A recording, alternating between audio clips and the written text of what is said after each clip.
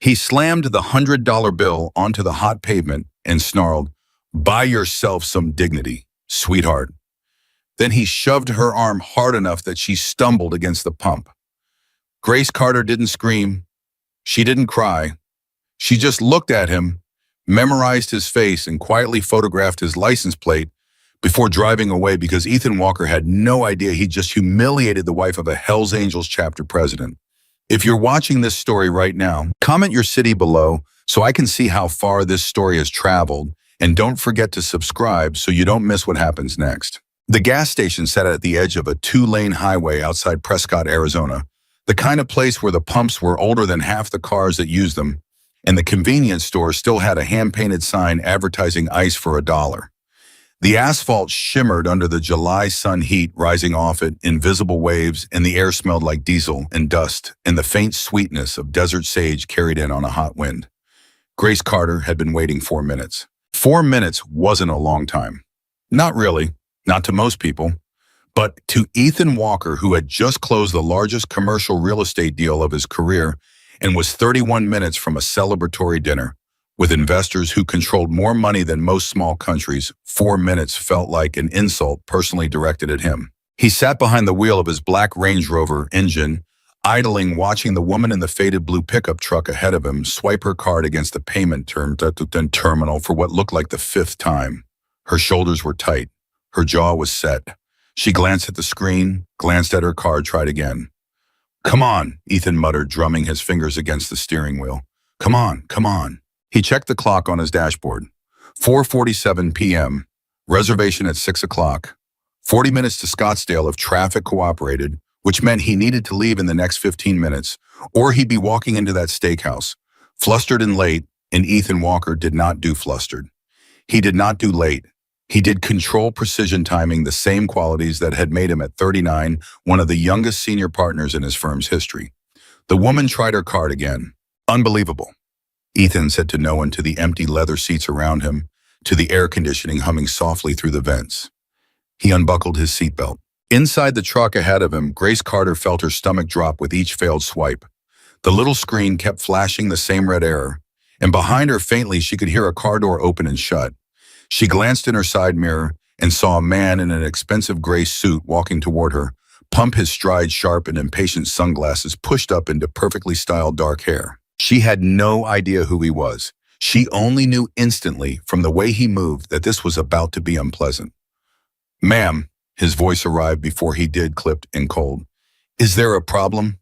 Grace turned. Up close, he was younger than she'd expected, maybe late 30s, tan, in that particular way that came from expensive vacations rather than outdoor work, his watch alone probably worth more than her truck. "The terminal's not reading my card," she said evenly.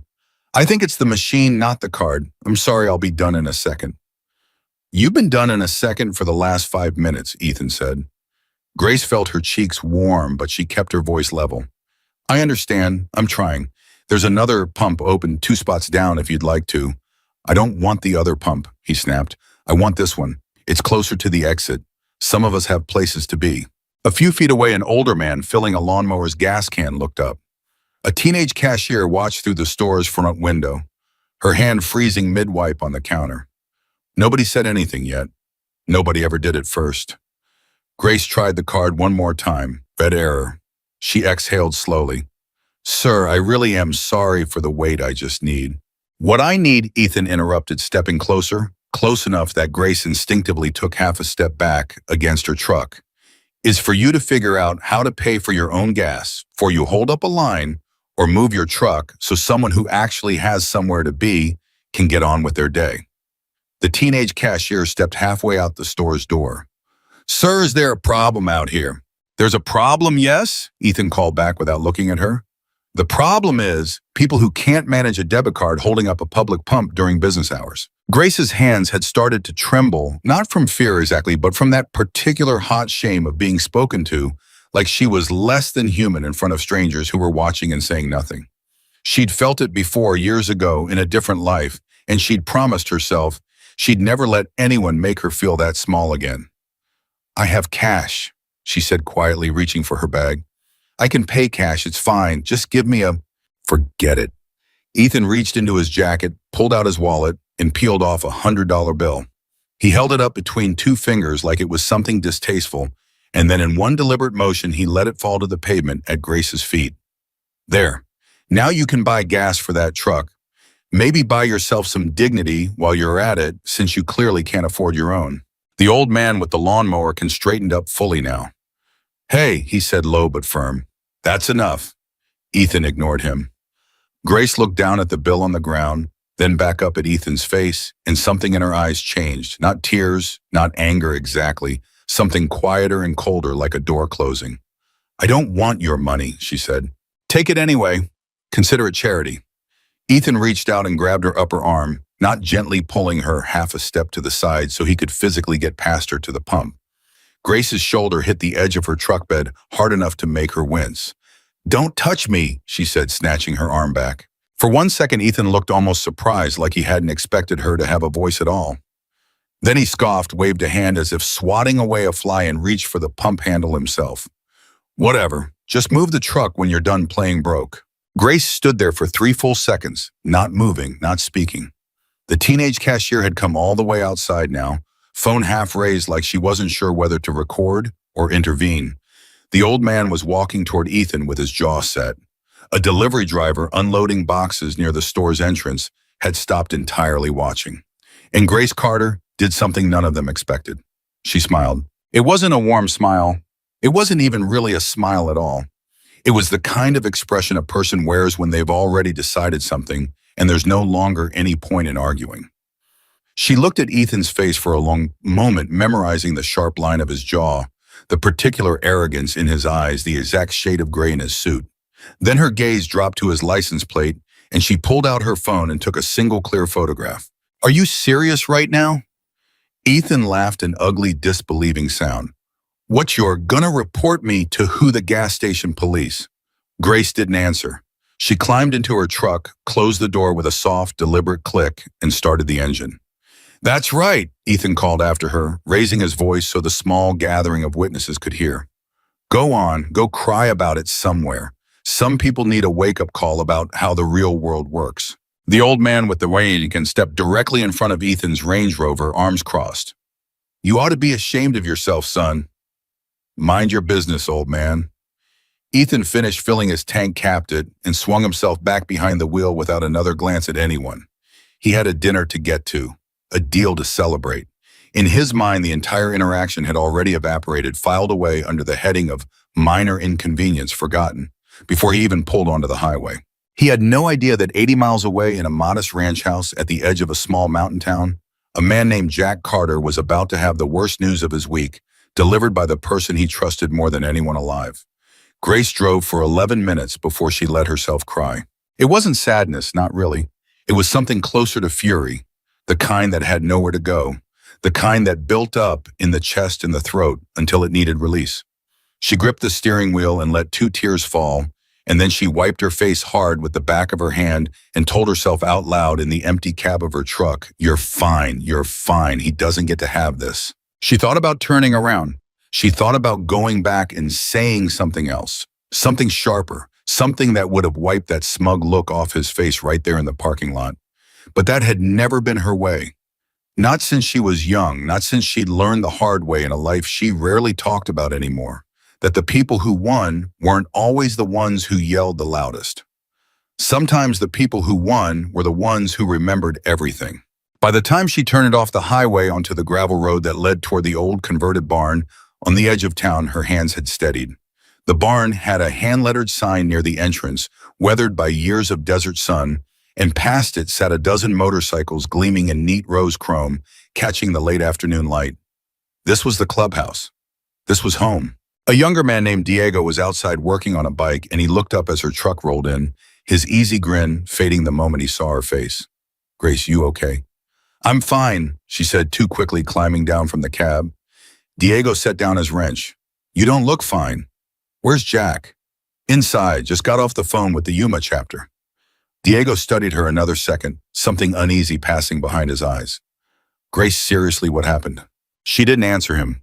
She walked past the rows of bikes, past the open garage bay, where 2 other members were working on an engine, past the old refrigerator, covered in faded stickers, and pushed open the door to the small office at the back of the barn where Jack Carter sat behind a scarred wooden desk with a phone pressed to his ear. He looked up, and whatever he saw in his wife's face made him end the call mid-sentence. "I'll call you back," he said, and hung up without waiting for a reply. Jack Carter was 47 years old, built like a man who'd spent 3 decades working with his hands gray, threading through a beard he kept neatly trimmed, forearms marked with faded ink from another lifetime.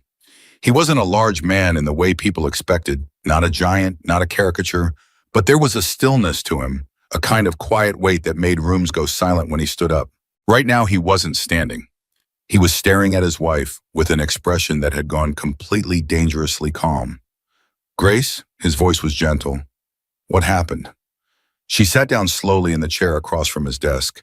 Her hands were still trembling faintly, and Jack noticed everything about her always had from the day they'd met, and he came around the desk to kneel in front of her instead of towering over her. "Talk to me," he said. "It's nothing." Grace started and then stopped because it wasn't nothing, and they both knew it. "Grace," she told him, slowly at first, then faster, the words tumbling out of her in a way that surprised even her. The card that wouldn't read the man in the gray suit, the way he'd talked to her, like she was something scraped off his shoe, the $100 bill thrown at her feet, the hand on her arm, the shove. Jack's face didn't change while she talked. That was the thing about Jack, he never raised his voice when he was truly angry. The angrier he got, the quieter and stiller he became until his stillness filled a room like something physical. "He put his hands on you," Jack said. Not a question. "Jack, he put his hands on you," he repeated, and this time his voice had dropped to almost nothing. It wasn't like that. He just pushed me out of the way. He wasn't trying to..." "Grace." Jack took both her hands in his, and his own were shaking slightly, though whether from anger or restraint she couldn't tell. "Look at me. Did he hurt you?" "No, not really. My shoulder hit the truck, that's all." Jack closed his eyes for a moment. When he opened them again, something in them had shifted, gone flat, and focused in a way Grace had only seen a handful of times in 19 years of marriage. "Say the rest," he said. "All of it. Don't leave anything out." So she did. She told him about the $100 bill and the word dignity, thrown at her like an insult, about the crowd that gathered and mostly stood frozen, about the old man who tried to intervene, about the photograph she'd taken of the license plate before she drove away. When she finished, the office was silent for a long moment. Outside, the sound of Diego's wrench against metal had stopped. Word had clearly traveled fast through the garage the way it always did. "You took a picture of his plate," Jack said finally. Grace nodded and pulled out her phone, turning the screen toward him. Jack studied it for a long moment, memorizing the numbers the way his wife had memorized the man's face. "Good," he said quietly. "That's good, Grace. I don't want you to do anything crazy." Her voice was firm now, steadier than it had been since she walked in. "I mean it, Jack. I didn't come here for revenge. I came here because I needed to tell you, because I needed..." She stopped, searching for the right words. "I needed to not carry it alone." Jack reached up and cupped her face gently in both his rough hands, his thumb brushing across her cheekbone. "You will never carry anything alone," he said. "Not for one single day of your life. You hear me?" Grace nodded, blinking back fresh tears, these ones different from the angry ones in the truck. "He treated me that way," she said quietly, "because he thought nobody would stand beside me." Something moved behind Jack's eyes at those words. Not rage exactly, something deeper and older. Something that went back to every moment in his life where he'd watched people with power decide that people without it simply didn't matter. "Then he's about to learn how wrong he was," Jack said. He stood, walked to the office door and opened it. Diego was standing just outside along with 2 other men. Grace recognized immediately. Marcus, the club's enormous, soft-spoken sergeant-at-arms, and Ray, older, quieter, with the kind of eyes that had seen things nobody talked about. Word truly had traveled fast. "You heard?" Jack asked. "Enough of it," Marcus said, his voice a low rumble. "She okay?" "She will be," Jack said. "I need everything on a man in a gray suit driving a black Range Rover, plate number." He glanced back at Grace's phone screen and read the numbers aloud. "Arizona plate. Find out who he is, where he works, where he's going tonight." Diego was already pulling out his phone. "On it." "Jack?" Grace stood, stepping into the doorway beside him. "What are you going to do?" Jack turned to look at her, and for the first time since she'd walked into the office, something almost like calm returned to his face. Not softness, but certainty. The look of a man who had already decided exactly how this was going to go and had no intention of losing control of it. "I'm not going to lay a hand on him," Jack said. "I promise you that. Nobody is going to touch him." "Then what?" "He's going to learn something money's never had to teach him before."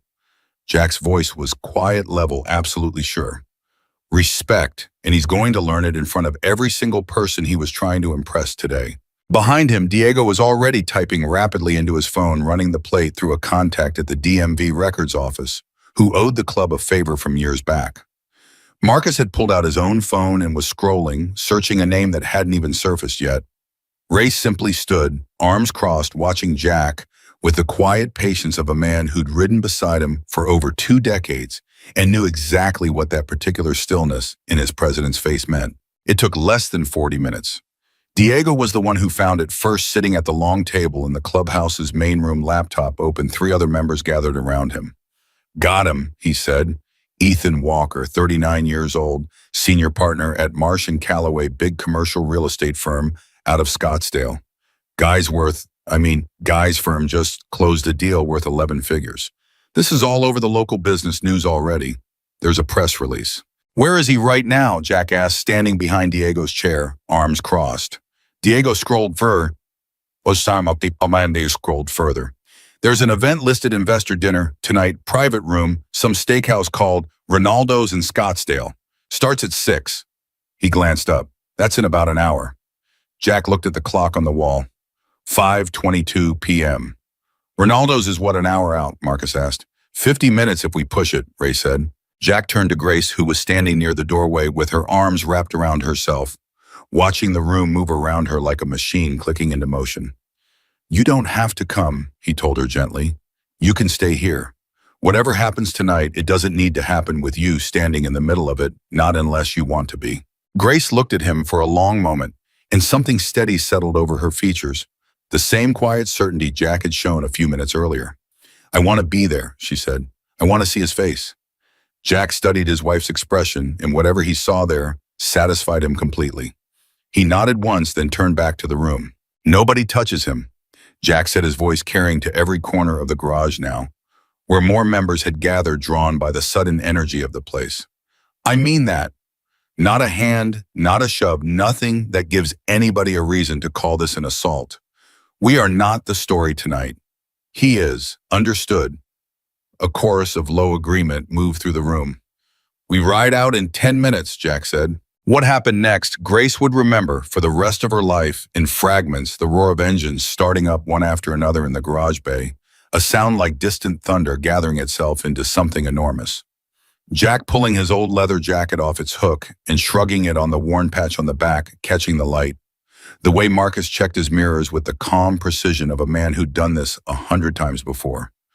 The way Diego kept glancing at her, half worried, half electrified by what was about to happen. She climbed onto the back of Jack's bike, wrapped her arms around his waist, and felt his heartbeat under her palms, steady and unhurried, despite everything.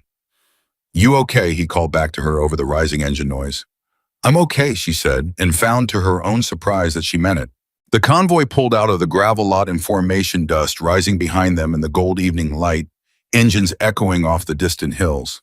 Behind them, the barn grew smaller, and ahead of them, somewhere in Scottsdale, Ethan Walker was already seated at the head of a long table in a private dining room, raising a glass of aged whiskey, completely unaware that the woman he'd humiliated at a gas pump 3 hours earlier was the reason a dozen Hells Angels motorcycles were now cutting across the desert highway directly toward him. Inside Ronaldo's private dining room, the celebration was already in full swing.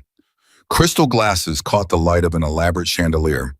The kind of low murmur of wealthy conversation filled the space, and Ethan stood near the head of the table, glass raised mid-toast, thoroughly pleased with himself. "To the Meridian Project," he said, his voice carrying easily over the assembled investors. "The single largest acquisition this firm has closed in a decade, and to all of you for trusting me to get it done." Glasses clinked. Someone laughed warmly. A silver-haired investor named Richard Voss, the man whose capital had anchored the entire deal, raised his glass higher. To Ethan, Voss said, "Who doesn't let anything slow him down?" Ethan smiled, thinking briefly fleetingly of the woman at the gas station. A flicker of memory gone almost as quickly as it arrived, filed under things that simply didn't matter. He had no idea how wrong he was. Because outside in the parking lot beyond the restaurant's tall windows, the first headlight had just appeared on the horizon, and it wasn't alone. It was the first of 12. The low rumble reached the dining room before anyone understood what it was. A vibration in the glassware, first subtle, easy to dismiss, and then a sound distant at first, growing steadily louder, rolling in like weather. Conversation faltered. Someone near the window turned to look outside. "What in the world?" Richard Voss murmured, setting down his glass. Ethan barely registered it at first, still mid-sentence about second-quarter projections, until he noticed that every single head at the table had turned toward the window, and the sound outside had become impossible to ignore. A deep, rolling wave of engine noise that seemed to fill the entire parking lot, growing closer, growing louder, until it wasn't a sound anymore, but something you felt in your chest. "Ethan," Voss said slowly, "you might want to see this." Ethan set down his own glass and walked to the window, and what he saw outside stopped every thought in his head at once. Motorcycles. A dozen of them, maybe more, rolling into the parking lot in slow, deliberate formation, headlights cutting through the darkening evening chrome gleaming under the restaurant's exterior lights.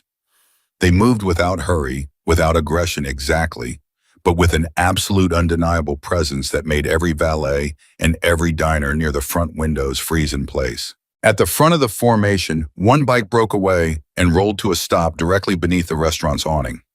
A man dismounted, broad-shouldered, gray-bearded, wearing a worn leather jacket with a patch Ethan couldn't quite make out from this distance, and behind him, climbing off the back of the bike, was a woman in a simple gray tank top and faded jeans. Ethan's stomach dropped. He knew that face. "Oh," Voss said quietly, watching Ethan's expression change in real time. "You know these people?" Ethan didn't answer. He was still staring out the window, watching Jack Carter remove his helmet and hand it to Grace, watching him stand there in the parking lot with his arms loose at his sides, patient, unhurried, staring directly up at the restaurant's front windows as though he could see exactly where Ethan was standing. "Ethan," Voss said again sharper. "Now, who was that?" The dining room had gone almost completely silent. Every investor now turned toward the windows, glasses, forgotten forks set down. Whatever celebration had existed moments earlier had evaporated entirely, replaced by a tense electric confusion that hummed through the room like static. "I don't know," Ethan said, and even he could hear how unconvincing his own voice sounded. Outside, Jack Carter began walking calmly toward the restaurant's front entrance. His footsteps unhurried, the rest of his club forming a loose, silent perimeter behind him. Grace walked at his side, her chin lifted, her eyes fixed on the glowing windows of the private dining room, where somewhere inside the man who'd thrown $100 at her feet was about to discover exactly whose wife he'd humiliated. The restaurant's host, a young man in a black vest, hurried toward the front door, clearly unsure whether to block it or open it, his hand hovering near his phone as though debating whether to call the police. "Sir," he stammered as Jack approached, "do you have a reservation or—" "I'm here for Ethan Walker," Jack said. His voice wasn't loud. It didn't need to be. "Table's in the back private room. Tell him Jack Carter would like a word." The host looked past Jack at the dozen motorcycles idling in formation across the parking lot, at the small crowd of leather-clad riders standing calmly, arms crossed, waiting, and something in his young face went pale. Let me just—" "Take your time," Jack said, not unkindly. "We're not in a hurry." Inside the private dining room, every investor at the table had turned to stare at Ethan, whose face had drained of nearly all its color. Richard Voss leaned forward, his voice low and dangerously calm. "Ethan," he said, "I have sat across from you in a dozen negotiations. I have never once seen you look like this. So I'm going to ask you again, and I want a real answer this time. Who is that man, and why does he know your name?" Ethan opened his mouth. No sound came out. The dining room door opened. The host stood there, visibly shaking, and behind him, filling the doorway with the kind of quiet, undeniable presence that made the entire room feel suddenly smaller, stood Jack Carter. And just behind Jack, stepping into view with her chin lifted and her eyes locked directly on Ethan Walker's face, stood Grace, the woman from the gas pump. Ethan felt every eye in the room shift from Jack to Grace and finally back to him. And in that single frozen second, he understood with absolute sickening clarity that whatever had happened at that gas station 3 hours earlier was about to become the single most expensive mistake of his entire life. Nobody in the room moved. Nobody spoke. The only sound was the faint hum of the chandelier's lights and the distant idle of a dozen motorcycle engines still running in the parking lot outside Patient, waiting like something that had all the time in the world. Jack Carter stepped fully into the room, his eyes never leaving Ethan's face, and when he finally spoke, his voice was calm, measured, almost gentle, which somehow made it more frightening than if he'd been shouting. "Ethan Walker," he said, "my name is Jack Carter. I believe you have already met my wife." Ethan's mouth opened again, and this time no words came at all. And that was the exact moment every investor at that table realized the biggest deal of Ethan Walker's career, the one they just spent the last hour celebrating, was about to become the least important thing that happened in that room tonight. Richard Voss rose slowly from his chair, his napkin still clutched in one hand, his eyes moving between Jack Carter's calm face and Ethan's ashen one, like he was trying to solve an equation that refused to balance. Ethan Voss said, "You are going to explain this to me right now." Ethan didn't answer. He couldn't. His mind was racing through a dozen possible responses and discarding every single one before it reached his mouth, because there was no version of the truth that didn't make him look exactly like what he was. Jack took another step into the room, unhurried, his boots silent against the expensive carpet. Behind him in the doorway, Grace stood with her arms crossed loosely, watching Ethan's composure crumble in real time, and something in her chest loosened for the first time since that $100 bill had hit the pavement at her feet. "3 hours ago," Jack said, addressing the room now, not just Ethan, his voice carrying easily to every corner of the private dining space. "This man grabbed my wife's arm at a gas station and shoved her into the side of her own truck.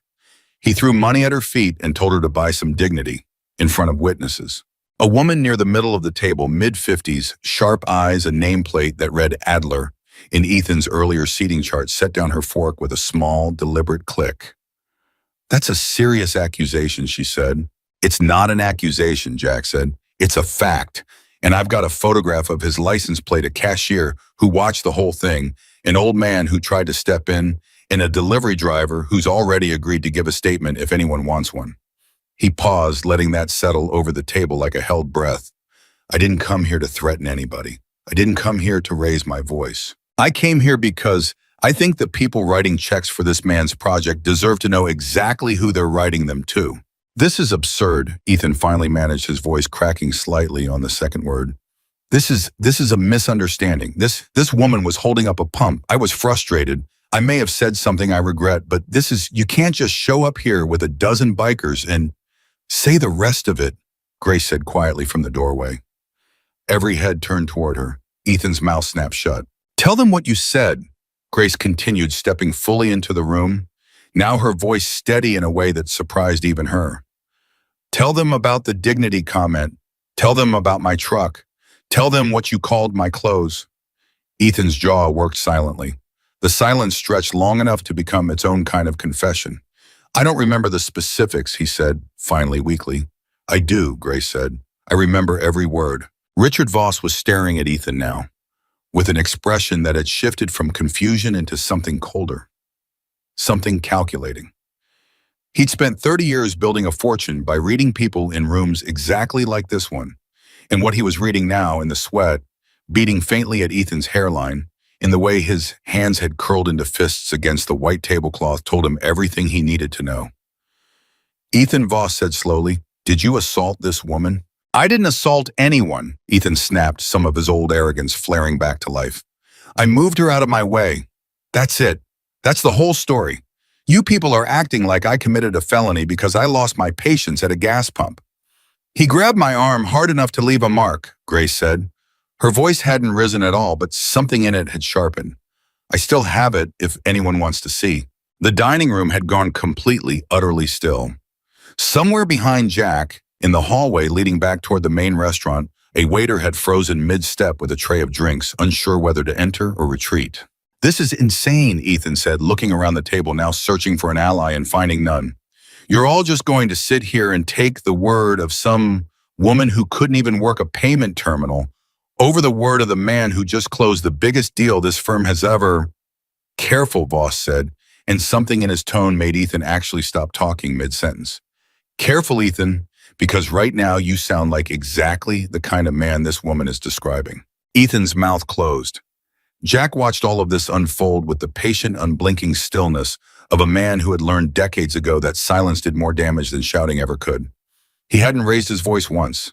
He hadn't moved toward Ethan, hadn't clenched a fist, hadn't done a single thing that could be construed as a threat, and that restraint, that deliberate, controlled calm, was doing more to unravel Ethan Walker than any physical confrontation ever would have. "I'm not here to ruin your dinner," Jack said, finally addressing the table. "I'm not here to ruin your deal. That's not why we rode out here tonight." He paused, glancing back at Grace, some silent understanding passing between them. "I'm here because my wife deserves an apology. A real one. Right here in front of the people he was trying so hard to impress an hour ago."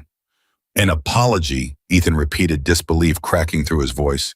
"You rode a dozen motorcycles out here for an apology." "I rode a dozen motorcycles out here," Jack said, and for the first time his voice dropped low enough that the temperature in the room seemed to drop with it. "Because when a man puts his hands on my wife, I want him to understand immediately and completely that there are consequences to that. And I wanted him to understand it somewhere that mattered to him, somewhere his money couldn't buy him out of it." Richard Voss leaned back slowly in his chair, studying Ethan with an expression that had curdled into something close to disgust. "You threw money at her," Voss said. "It wasn't a question anymore. You actually threw a $100 bill at a woman's feet and told her to buy dignity." Ethan's silence answered for him. "My God," Voss said quietly, almost to himself. "I've backed you on 3 projects, Ethan. 3. I told my own son he should model his career after yours." He shook his head slowly. "And this is who you are when you think nobody important is watching." "Richard, come on. This is..." Ethan reached for his wine glass and found his hand shaking too badly to pick it up cleanly. "This is one bad moment. One. It doesn't define. It defines exactly how you treat people who can't do anything for you." Voss cut in, his voice hardening. "And in my experience, that's the only measure of a man that actually matters." Grace watched Ethan's face collapse in slow motion.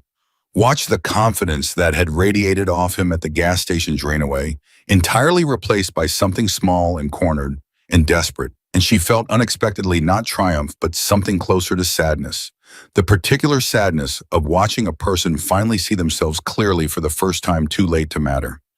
"I want to say something," she said, and the room, already silent, seemed to still further. Jack glanced at her, a question in his eyes. "Are you sure?" And Grace gave him the smallest nod. This was hers to finish. She stepped forward until she stood only a few feet from Ethan, close enough that he had to look directly at her, close enough that there was nowhere left for his eyes to escape to. "You looked at me today," Grace said, "and you decided in about 4 seconds that I didn't matter. Not because of anything I did, because of my truck, because of my clothes, because I was struggling with a machine that was broken, not because I couldn't afford gas." Her voice stayed level, controlled, but underneath it, Jack could hear the old ache surfacing, the one she rarely let anyone see. "And the worst part isn't even what you did. It's that you were so sure nobody would ever make you answer for it." Ethan opened his mouth, but Grace held up a hand, and to everyone's surprise, he actually stopped. "I'm not interested in your excuses," she said. "I don't want your money. I already told you that once today. And you didn't listen then either." She glanced around the table at the row of stunned, silent investors watching this unfold. "I just wanted you to understand that the woman you humiliated for holding up a gas pump for 4 minutes has a family, has people who love her, has a whole life you knew nothing about and decided didn't matter." She paused. "That's it. That's all I wanted to say." The silence that followed was absolute. Then from the far end of the table, an older investor named Holloway, silver-haired, quiet, until now a man who'd said almost nothing through the entire dinner, set down his napkin and stood. "I'm withdrawing from the Meridian Project," he said simply. "Walter," Ethan started. "I don't do business with men who treat working people like garbage the second they think no one's watching," Holloway said. "I've built my entire career on the opposite principle. I'm sorry, Ethan. I hope you understand." He walked to the coat rack near the door, retrieved his jacket, and left without another word. The room seemed to exhale collectively, and in that exhale, something shifted. The balance of power in the room, which had belonged entirely to Ethan an hour earlier, had reversed itself so completely that he now looked like a man standing alone in a room full of strangers. "Richard," Ethan said, turning to Voss, his voice tightening with real panic now. "Richard, you can't seriously be considering—" "I'm not considering anything yet," Voss said carefully. "But I am going to need some time to think about whether I want my name attached to yours on a project this size. That's not a threat, Ethan. That's just honesty. You gave me a reason to doubt you tonight that I didn't have this morning." Adler, the sharp-eyed woman near the middle of the table, spoke up next. "For what it's worth," she said, looking at Grace, "I'm sorry this happened to you, and I'm sorry it took a dozen motorcycles for anyone in this room to hear about it." Grace managed a small, tired smile. "Thank you." Jack, watching the room dismantle itself around Ethan piece by piece without a single fist being raised, felt something settle in his chest. Not satisfaction exactly, but a kind of quiet confirmation that he'd read the situation correctly from the very beginning. Money hadn't protected Ethan tonight. Reputation had turned against him instead. And reputation, Jack knew from long experience, was the one thing wealthy men like Ethan Walker had never learned to survive without. "We're going to go now," Jack said, glancing at Grace, who nodded. "We got what we came for." "Wait," Ethan's voice cracked out, desperate now, all pretense of composure gone. "Wait, please. What do you want from me? Money, is that it? Name a number." Grace turned back to look at him one last time, and something in her expression made the room go still all over again. "You still don't understand, do you?" she said quietly. "This was never about money. It was never going to be about money." She shook her head slowly. "That's exactly the problem." Jack put a hand gently on the small of her back, and together they walked out of the private dining room, past the frozen waiter still holding his tray, past the host who pressed himself against the wall to let them pass out through the main dining room, where every other patron had gone silent, watching the procession of leather and quiet dignity move past their tables like a slow-moving storm finally passing over. Outside, the parking lot had gone dark except for the amber glow of the restaurant's exterior lights and the dozen motorcycles still idling in patient formation. Marcus straightened up from where he'd been leaning against his bike the moment Jack and Grace emerged. "How'd it go?" he asked. "Better than I expected," Jack said. Diego jogged over, phone in hand. "You're not going to believe this. Somebody inside already posted about it. Some woman at another table said a dozen Hells Angels just walked into a private investor dinner, and one of the investors stood up and walked out mid-meal. It's already got like 200 comments." Grace looked at Jack, uncertain. "Is that a good thing?" "It's the truth," Jack said simply. "That's all that matters." They rode home under a sky gone deep, violet stars beginning to prick through the darkness, the desert air finally cooling after the brutal heat of the day. Grace held on to Jack's waist and rested her cheek briefly against the worn leather of his jacket, and for the first time since the gas station, she let herself feel something like peace. But peace, as it turned out, wasn't going to last long. Because back at Ronaldo's, the moment the dining room door closed behind Jack and Grace, Richard Voss turned to Ethan with an expression that had hardened into something final. "I need you to understand something," Voss said quietly, the rest of the table listening intently. "I don't care how good your numbers look. I don't care how many deals you close. I have spent 30 years building a reputation for backing people of character, and tonight you showed me exactly how much character you actually have." He stood buttoning his jacket. "I'll have my people draft the withdrawal paperwork in the morning." "Richard, please. This is one incident. This doesn't reflect—" "It reflects exactly who you are," Voss said, cutting him off. "The version of you that exists when you think there's nothing to lose. That's not a small thing, Ethan. That's the only thing." He left. One by one, the other investors began gathering their things as well, murmuring quiet, awkward apologies about needing to head home, about early mornings, about phone calls they suddenly needed to make. Within 15 minutes, the private dining room that had been filled with celebration 2 hours earlier stood almost completely empty, littered with half-finished plates and abandoned wine glasses. The elaborate chandelier still glowing over a table that had emptied itself of everyone except Ethan and one junior associate too nervous to leave without permission. Ethan sat alone at the head of the table for a long time, staring at nothing, the enormity of what had just happened settling over him in slow, sickening waves. He pulled out his phone and opened it, only to find, exactly as Diego had warned us, that the story had already begun spreading a grainy video someone had captured from another table, showing the moment Jack Carter walked through the private dining room door, The caption reading, "Watched a whole table of investors walk out on some guy after Hell's Angels showed up mid-dinner." Anyone know what happened? The video had 11,000 views already. It was barely 9 o'clock. Ethan set the phone down on the table and put his head in his hands, and for the first time in longer than he could remember, he felt something that wasn't confidence or control or ambition. He felt afraid. Back at the clubhouse, the mood was very different. The garage bay had filled with members who'd stayed behind, all of them gathering around as Diego pulled up the video on the big shop television, replaying the moment Jack walked through that dining room door to a chorus of low whistles and appreciative laughter. "Man walked in there like he owned the place," Marcus said, grinning, clapping Jack on the shoulder. "Didn't even raise your voice." "Didn't need to," Jack said, though there was no pride in his tone, only tiredness. He glanced over at Grace, who sat on an old stool near the workbench, wrapped in one of the club's spare jackets against the cooling night air, watching the replay with an expression Jack couldn't quite read. He crossed the garage and crouched in front of her. "You okay?" Grace was quiet for a moment. "I keep thinking about his face," she said finally. At the end, when Voss stood up and left, she shook her head slowly. "I thought it would feel better than it does." "It's not supposed to feel good," Jack said gently. "It's supposed to feel like justice. Those aren't always the same thing." Grace looked at him, something soft crossing her features. "When did you get so wise, old man?" 19 years married to you," Jack said, and for the first time all night, she laughed a real laugh, small but genuine, the tension in her shoulders finally beginning to loosen. But across the garage, Diego's phone buzzed sharply, and he glanced down at it with a frown that immediately drew Jack's attention. "What is it?" Jack asked. Diego scrolled, his frown deepening. "So remember how I said the video was getting traction? It's not just local anymore. Somebody dug up who Ethan Walker actually is, like his full bio, his firm, everything, and now there's a whole thread about it. People are commenting stuff about the firm, about other deals he's worked on." He looked up. One guy saying Walker's company has had complaints before. Other complaints, not just this. Jack straightened slowly. "What kind of complaints?" "Don't know yet. It's just internet chatter right now, could be nothing."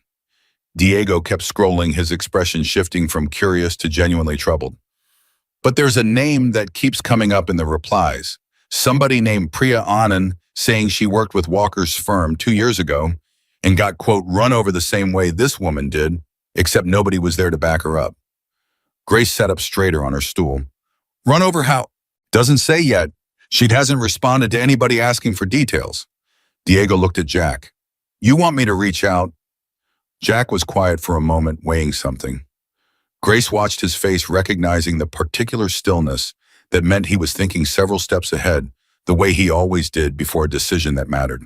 "Not yet," Jack said finally. "Let's see what surfaces on its own first. If there's more to this than one bad afternoon at a gas station, I want to know about it before we go knocking on anyone's door." He didn't say the rest of what he was thinking, but Grace could read it on his face anyway. The quiet dawning suspicion that what had happened to her that afternoon might not have been an isolated incident at all, but a pattern finally catching up to a man who'd spent years assuming money would always shield him from consequences. 3 days passed in a strange, uneasy quiet. Ethan Walker's world, meanwhile, was unraveling in ways he hadn't anticipated. The video continued to circulate, picking up local news attention. By the second day, a small segment airing on a Phoenix evening broadcast under the headline, "Businessman's Behavior at Gas Stations Sparks Investor Backlash." His firm's PR team scrambled to issue a statement, something carefully worded about regretting the incident and taking the matter seriously. But the damage had already metastasized far beyond anything a press release could contain. 2 more investors quietly withdrew from the Meridian project by Thursday morning. His firm's managing partners called an emergency meeting. And worst of all in Ethan's mind was the growing thread of comments beneath every article and video, strangers he'd never met, picking apart his character. In real time, people claiming to have worked with him, claiming to have their own stories. He told himself most of it was noise. Internet pylons, he reasoned, always attracted opportunists, people looking to attach themselves to a moment of public shame for their own reasons. But one name kept surfacing again and again in comment after comment, and by Thursday evening, sitting alone in his condo with a glass of scotch he hadn't touched, Ethan found himself staring at that name on his phone screen with a knot of genuine dread tightening in his stomach. Priya Anand. He remembered her. Of course he remembered her. He'd spent 2 years trying very hard to forget her, in fact filing the memory away in the same mental drawer where he kept every other inconvenient truth about himself. But seeing her name now resurfacing in public in front of strangers, in front of people who were already primed to believe the worst of him, that was different. That was dangerous. Back at the clubhouse, Diego finally tracked her down through a mutual contact late Thursday night, and by Friday afternoon, Priya Anand herself called the number Diego had left with her old coworker. Her voice hesitant at first, careful, the voice of someone who'd learned to be careful. Grace took the call in Jack's office, Jack sitting quietly beside her, listening. "I saw the video," Priya said after Grace had introduced herself and explained gently what had happened at the gas station. "I almost didn't call. I've spent 2 years trying not to think about that firm at all." "You don't have to tell us anything you're not comfortable with," Grace said. When I heard your name come up, I wanted to understand if what happened to me was something new or something he'd done before." There was a long pause on the line. "It wasn't new," Priya said finally, her voice quieter now. Older sounding, somehow weighed down by something she'd clearly carried alone for a long time. "I was a junior associate at Marsh & Calloway. Ethan Walker was my direct supervisor for 8 months. Another pause. "He didn't grab my arm. He didn't throw money at me. What he did was worse in a way because it was slower. He undermined every piece of work I did in meetings, took credit for 2 projects I'd built from nothing. And when I finally complained to HR, he made sure I understood very clearly, very privately, that I'd be finished in this industry if I pursued it any further." Grace felt something cold settle in her chest. What happened? "I left the firm, signed a severance agreement with a non-disclosure clause because I was 26 years old and terrified and didn't have the money to fight a firm with that kind of legal team." Priya's voice hardened slightly. "I've watched him keep climbing for 2 years. Watched him get profiled in business magazines as some kind of rising star. And there was nothing I could do about it because I'd already signed away my right to say anything." Jack leaned forward slightly. "Is that agreement still binding?" "Legally, probably. I don't know. I'm not a lawyer." Priya sighed. "But watching that video of him throwing money at some stranger's feet at a gas pump, something about it just broke something loose in me. I don't even know what I want out of this call, honestly. I just needed someone to know I wasn't imagining what happened to me." "You're not imagining it," Grace said firmly. "And you're not the only one, are you?" The silence on the other end of the line answered the question before Priya spoke again. "No," she said quietly. "I've heard from 2 other women since the video started circulating. Different offices, different years, similar stories. Nobody said anything publicly yet. Everyone's scared of the same thing I was scared of." After the call ended, Jack sat back slowly in his chair, his expression darkening in a way Grace hadn't seen since the day he first heard what happened at the gas station. "This isn't just about you anymore," he said quietly. Grace nodded slowly, the weight of that truth settling over her. "There's more here, isn't there? More than one bad afternoon." "Feels that way," Jack said. He was quiet for a long moment, staring at the closed office door, thinking. "A man doesn't build a pattern like that overnight, Grace. That kind of cruelty, that kind of certainty that nobody will ever hold him accountable, that gets built over years, gets reinforced every single time somebody backs down, every time somebody signs a piece of paper and goes quiet." "So what do we do?" Grace asked. "We can't force anyone to break an NDA. We can't force anyone to come forward if they're scared." "No," Jack agreed. "But we can make sure that if they ever decide they want to, they're not standing alone when they do it." He looked at his wife, something resolute settling into his features. "That's the whole point, isn't it? That's always been the whole point. Nobody should have to stand alone against somebody with that much money and that much power." Grace reached over and took his hand, and for a moment they simply sat there together in the quiet office, the weight of what they'd stumbled into settling over both of them. But the quiet didn't last, because 2 floors up in a glass office tower in downtown Phoenix, Ethan Walker was sitting across from his firm's managing partner, a sharp, silver-haired woman named Constance Pryor, whose expression carried none of the warmth she usually reserved for the firm's top earner. "I've spent the last 3 days fielding calls from investors, reporters, and now, this morning, an attorney representing a woman named Priya Anand," Pryor said, sliding a folder across her desk toward Ethan. "Ring a bell." Ethan felt the blood drain from his face for the second time that week. That was settled. Years ago, there's an NDA. There was an NDA, Pryor said. Her attorney is arguing it was signed under duress given the power imbalance and the timeline involved and given the current public attention on your character. I'd say a judge might actually be sympathetic to that argument. She leaned back in her chair. There are two other names in that folder too, Ethan. Two other women who've reached out to the firm in the last 48 hours, encouraged it seems, by watching a woman finally stand up to you in a parking lot. Ethan stared at the folder without touching it, his mind spinning uselessly, searching for an angle, a strategy, some version of control he could reassert over a situation that had clearly completely spun far beyond his reach. Constance, this is a coordinated attack. Somebody's clearly organizing this, using that gas station thing as some kind of as leverage to Ethan. Pryor's voice cut through his sentence like a blade. I've been at this firm for 22 years. I've seen ambitious men build empires, and I've seen them tear those empires down with their own hands. And I want you to hear me very clearly. Right now, the board is meeting Monday morning to discuss your future with this firm. I would strongly suggest you spend the weekend deciding whether you want to fight this or whether you want to try for possibly the first time in your career to actually take responsibility for something. She stood signaling the meeting was over. For what it's worth, Pryor added, pausing at the door, I watched that video too, and I keep thinking about the fact that you didn't even seem to consider for 1 second that the woman at that gas pump might have people who loved her, might have a life outside of what you could see in 4 seconds through a car window. She shook her head slowly. That's the part I can't get past, Ethan. Not the money, not the deal. That.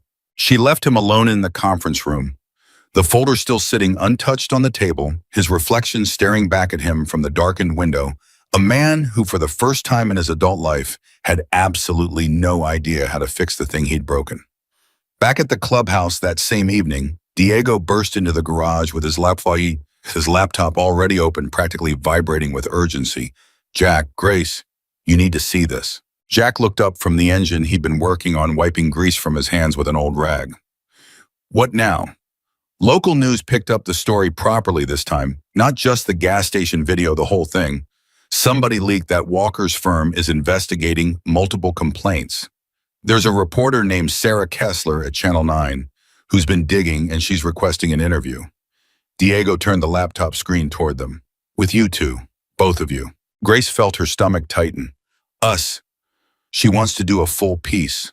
The gas station, the confrontation at the restaurant, everything. Framing it as this whole story about accountability, about what happens when regular people finally get backed up against powerful people who think they're untouchable.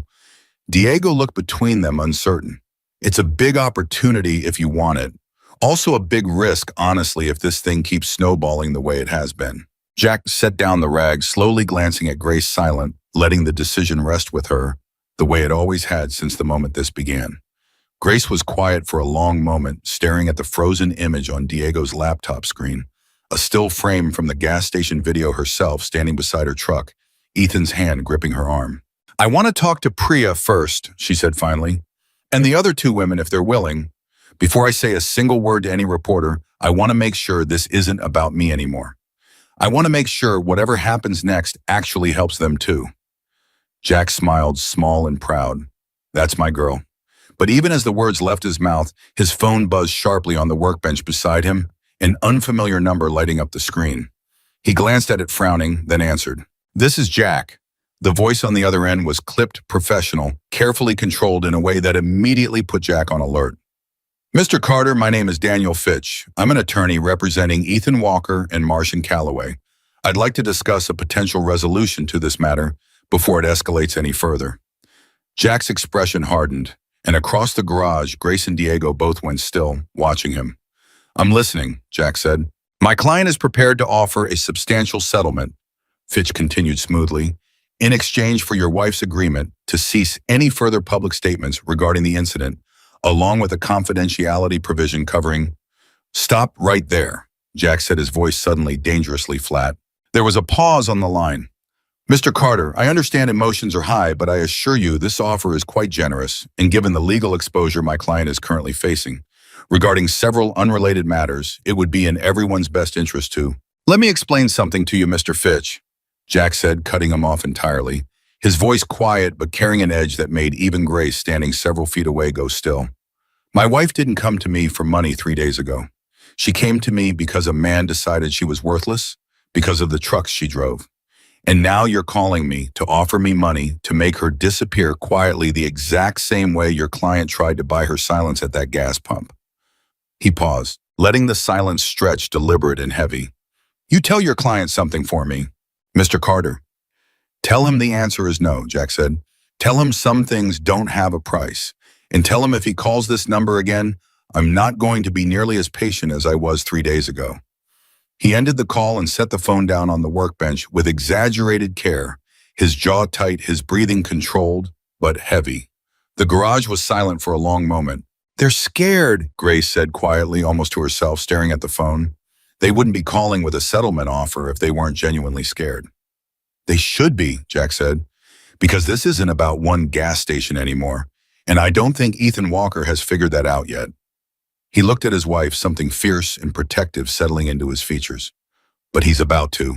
Outside, the evening had deepened into full darkness, and somewhere across the state in a glass office tower that suddenly felt far less secure than it had 3 days earlier, Ethan Walker sat alone with an untouched folder and a settlement offer that had just been flatly rejected, beginning to understand for the first time in his charmed and careless life that some mistakes couldn't be paid off, apologized away, or outrun. They simply had to be lived through, in full view of everyone watching all the way to whatever ending was waiting for him at the other side. Sarah Kessler arrived at the clubhouse on Saturday morning with a cameraman, a producer, and a level of nervous energy she was clearly trying hard to hide behind professional composure. Grace had spent all of Friday night on the phone, first with Priya, then with the 2 other women Diego had managed to connect her to. And by the time the news van pulled into the gravel lot, she'd made a decision that surprised even Jack. I want them there too, Grace said, watching the van park. Priya, the others if they're willing. I'm not doing this interview about me. I'm doing it about all of us. Jack studied her face for a long moment, something like pride flickering behind his eyes. You sure? I've never been more sure of anything, Grace said. Priya Anand arrived an hour later in a modest sedan, stepping out slowly, glancing around the clubhouse with the wary expression of someone who'd spent 2 years assuming rooms like this weren't safe for her. Grace crossed the lot immediately and took both her hands. Thank you for coming, Grace said.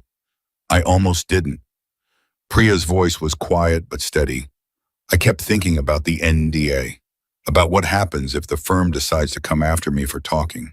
You let us worry about that, Jack said, stepping up beside them.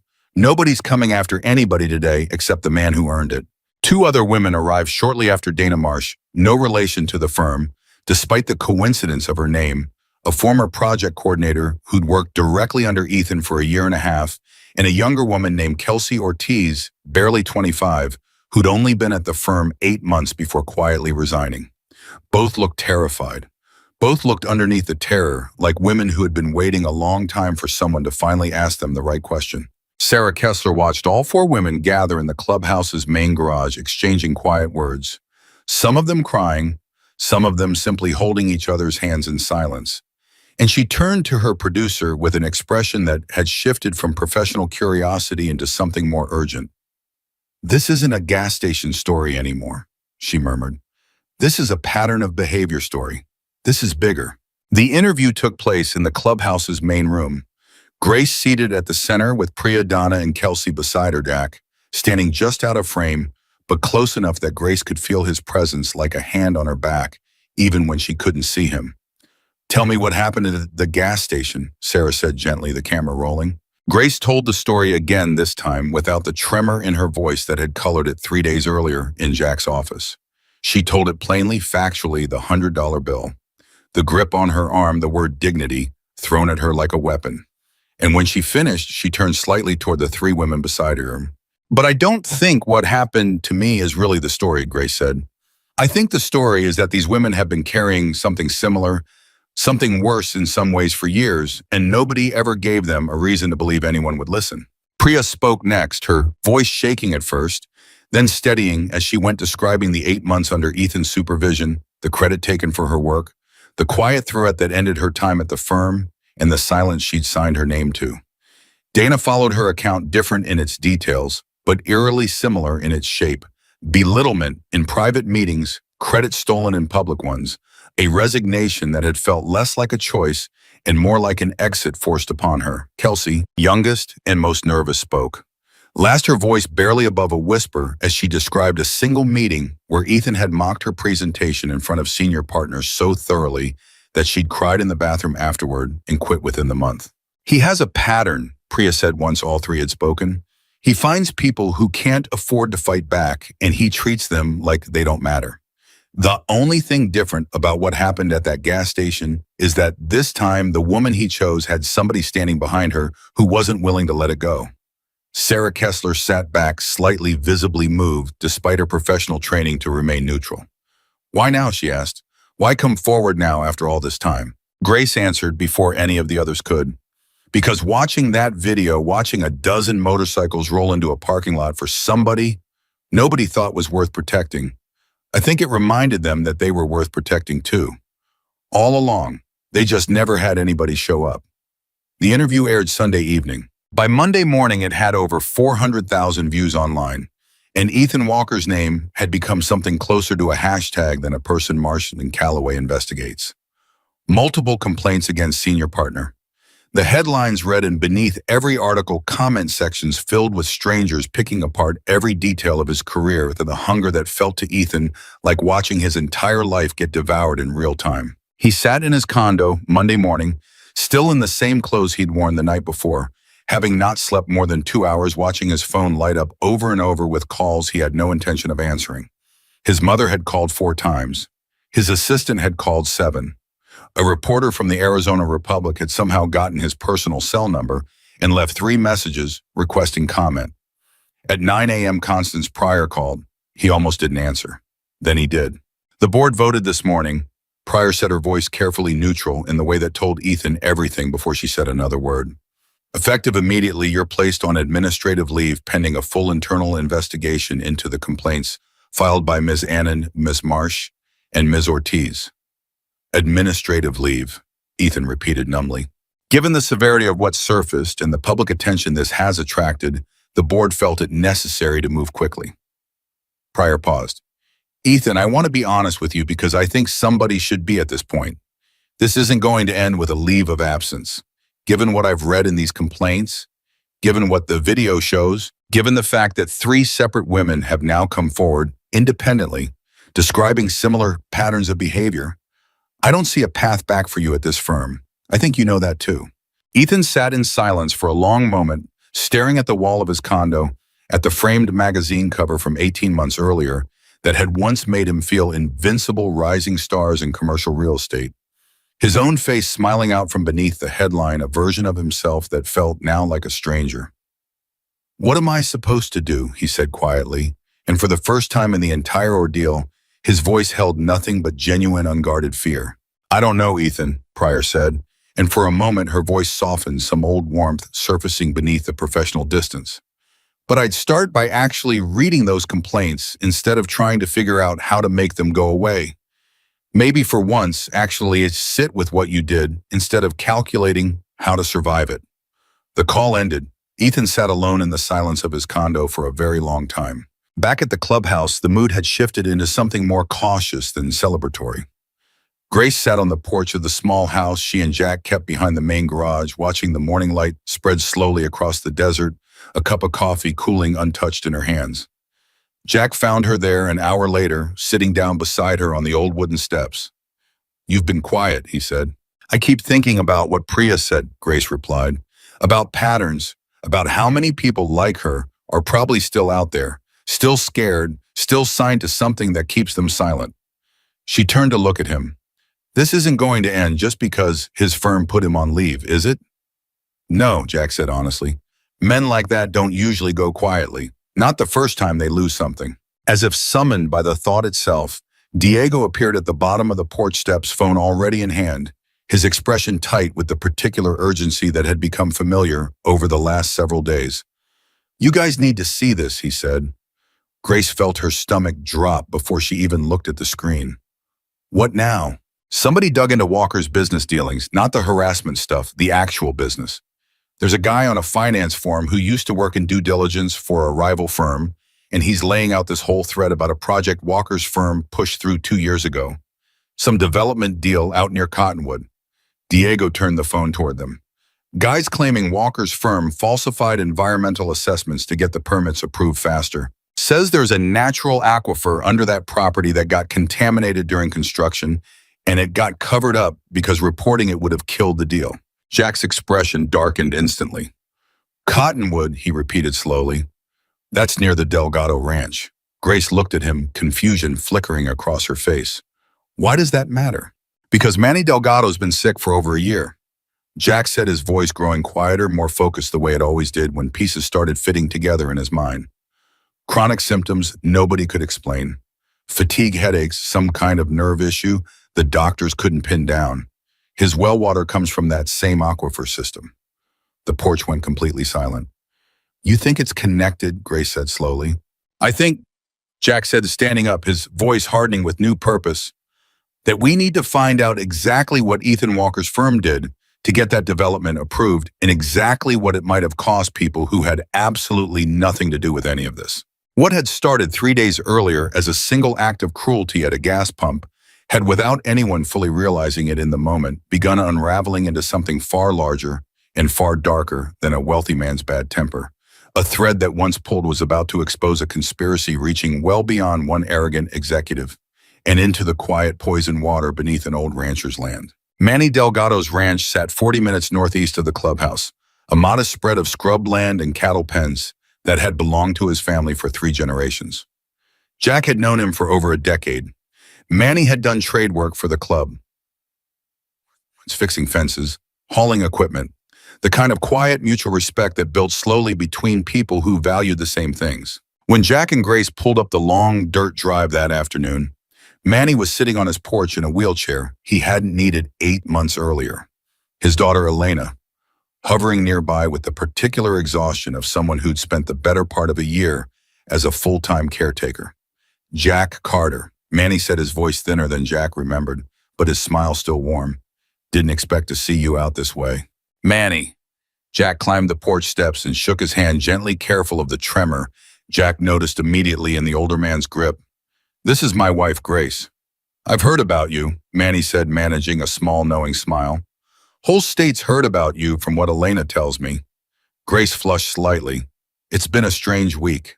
Manny, Jack said, settling into the chair Elena offered him. I need to ask you something, and I need you to be honest with me, even if it's hard to talk about. Manny's expression sobered. Go ahead. Your water, Jack said. The well. Has anyone ever tested it since you got sick?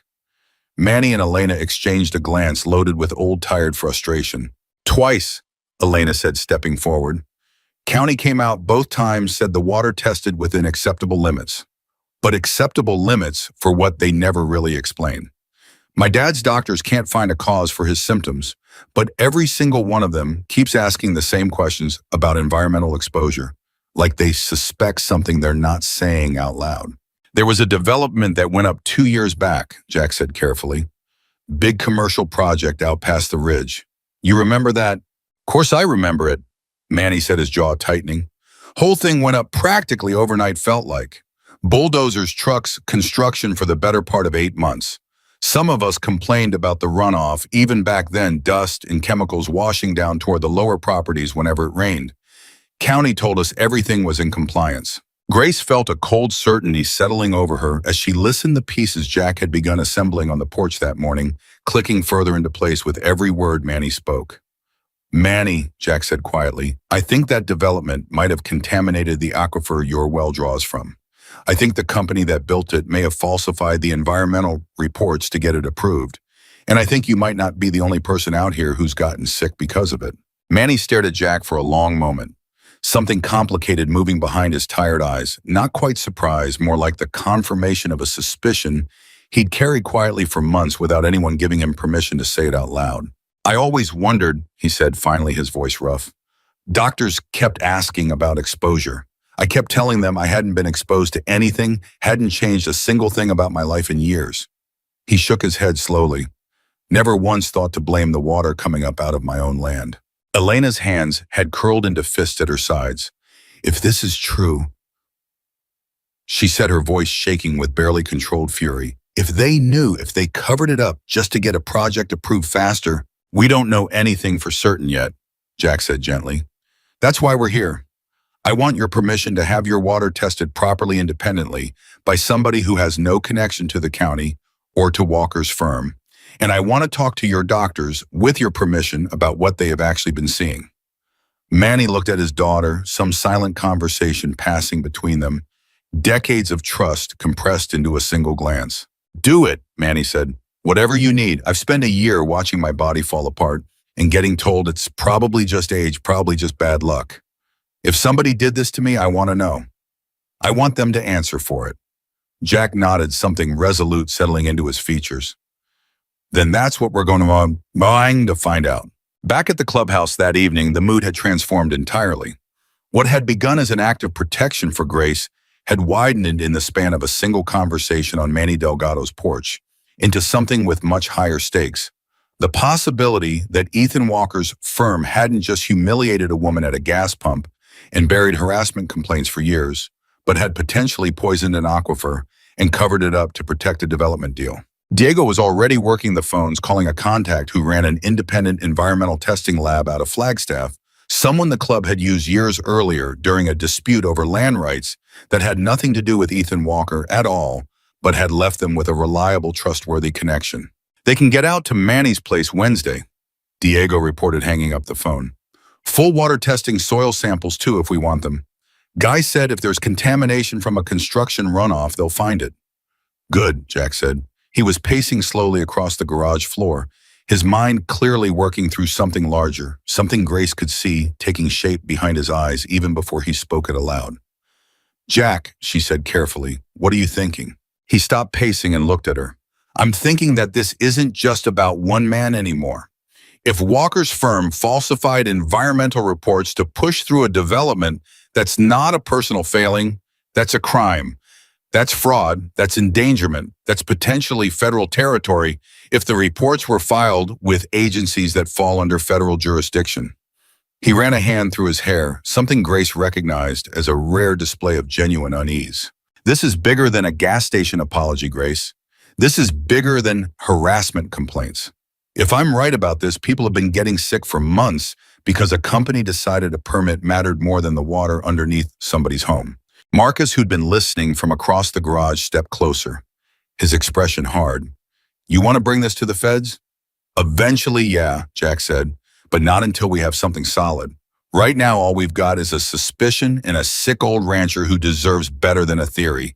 We need the water test. We need the original environmental filings compared against whatever actually happened during construction. We need a paper trail, not just a story. And if the water test comes back clean, Ray asked quietly, speaking for the first time that evening, you thought about that? What if this is all just bad timing and Manny's illness has nothing to do with any of it? Jack was quiet for a moment, considering the question honestly. Then we've helped an old friend get answers he deserved either way, he said finally. But I don't think that's what we're going to find. I think Manny Delgado's body has been trying to tell everyone something for a year, and nobody was asking the right questions. Grace watched her husband move through the garage, watched the quiet, focused determination settle over him, the way it always did when something mattered enough to demand his full attention, and she felt underneath her own growing fear about where this was heading, a fierce and steady pride. There's something else, Diego said, his voice cutting through the tension. Everyone turned toward him. I did some digging on the development itself. It's called the Meridian Project. Grace felt the air leave her lungs. That's the deal, she said slowly. That's the deal he was celebrating. The one Voss called the biggest acquisition the firm's ever closed. No, Diego said, shaking his head slightly. The Meridian Project he was celebrating at the restaurant is a different, newer development, but it's phase 2. Same overall name, same firm, same general area near Cottonwood. Phase 1 was the original construction that 2 years ago, the one that might have contaminated Manny's water. Phase 2 is an expansion. Walker just closed the financing for 4 days ago, the night he humiliated your wife at that gas pump. Diego looked up, his expression grim. If Phase 1 already poisoned that aquifer, Phase 2 is going to make it exponentially worse. It's triple the footprint of the original project. The garage went utterly silent. Jack's jaw tightened, something cold and absolute settling over his features. So the same company that may have already poisoned an old man's water is about to build something 3 times larger on top of the same ground. Looks that way, Diego said quietly. Grace stood slowly, her hands trembling. Not from fear this time, but from something closer to rage. Clean, focused, purposeful rage, the kind that demanded action rather than paralysis. Then we stop it, she said. Whatever it takes. We stop Phase 2 before it starts, and we make sure everybody who's already been hurt by Phase 1 gets the truth. Jack looked at his wife, and in her face he saw the same fierce resolve that had first drawn him to her 19 years earlier. The quiet strength that never announced itself loudly but never backed down either. Then that's what we do, he said. The water test results came back Friday morning, and the moment Diego read them aloud in the garage, the mood in the room shifted from suspicion into something far heavier: confirmation. Elevated levels of multiple industrial contaminants, Diego read from the report, his voice tight. Compounds consistent with construction runoff and improperly disposed chemical waste. The lab says these levels are significantly above safe thresholds for long-term consumption, and the contamination pattern strongly suggests a point source upstream, meaning it's coming from somewhere specific, not just naturally occurring. The development, Grace said quietly. Almost certainly, Diego confirmed. The lab guy said he's seen this exact contamination signature before on a case out near Tucson a few years back. Construction companies sometimes cut corners on waste disposal to save money and time dumping chemical byproducts instead of hauling them off-site properly. If that's what happened here, it would explain the aquifer contamination completely.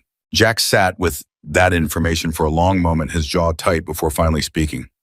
We need the original environmental impact filings for Phase 1, the ones the county approved 2 years ago. If they were falsified, there'll be a difference between what was reported and what the testing shows actually happened during construction. That's going to be harder, Diego admitted. Those filings might be public record, but getting the actual internal documents, the ones that would show what the firm knew before they filed anything, that's going to take more than a records request. Then we need somebody on the inside, Jack said. He looked at Grace, some idea already forming behind his eyes. Priya worked there for 8 months. Dana and Kelsey too. Any of them have access to old project files, even informally, emails, documents, anything that might have crossed their desks during that period. Grace pulled out her phone immediately. I'll call Priya. The call connected within minutes, and Grace explained everything: the aquifer, Manny's illness, the possibility that Phase 1 of the Meridian project had poisoned the water table, and Phase 2 was about to make it catastrophically worse. There was a long silence on the line. I remember something, Priya said slowly, her voice careful, like she was picking through old memories she'd tried hard to bury. There was an internal email back when I still worked there. I wasn't on the environmental side of things, but I remember overhearing a conversation between Ethan and one of the site engineers, something about expedited reporting timelines, about not wanting delays from quote unnecessary additional testing. Do you remember when that was? Jack asked, leaning toward the phone. About 2.5 years ago, Priya said. Right around when Phase 1 construction was ramping up. She paused. I never thought much of it at the time. I was 26 and terrified of losing my job, and it wasn't my department. But now hearing all this, would you be willing to say that on record? Grace asked gently. Not right now, not without protection, but eventually, if it came to that. Another long pause. If it means an old man doesn't have to keep getting sicker because of something they covered up, Priya said finally. Then yes, I'm done being quiet, Grace. I think I've been quiet long enough. After the call ended, Jack looked around the garage at the small, tight group that had assembled: Marcus, Diego, Ray, Grace, and something settled over his expression, heavy with the seriousness of what they were now truly stepping into. This isn't something we can handle alone anymore, he said. Not the way we handled the restaurant. This needs actual investigators, environmental agencies, probably the county attorney's office at minimum, possibly federal if the contamination crosses into regulated waterways, or if the fraud involves filings with federal agencies. You want to bring in outside law enforcement, Marcus said. It wasn't really a question. I want Manny Delgado to get justice, Jack said, and I want to stop that expansion before it poisons anybody else. If that means working with people we don't normally work with, then that's exactly what we're going to do. Grace watched her husband cross the garage toward the old desk.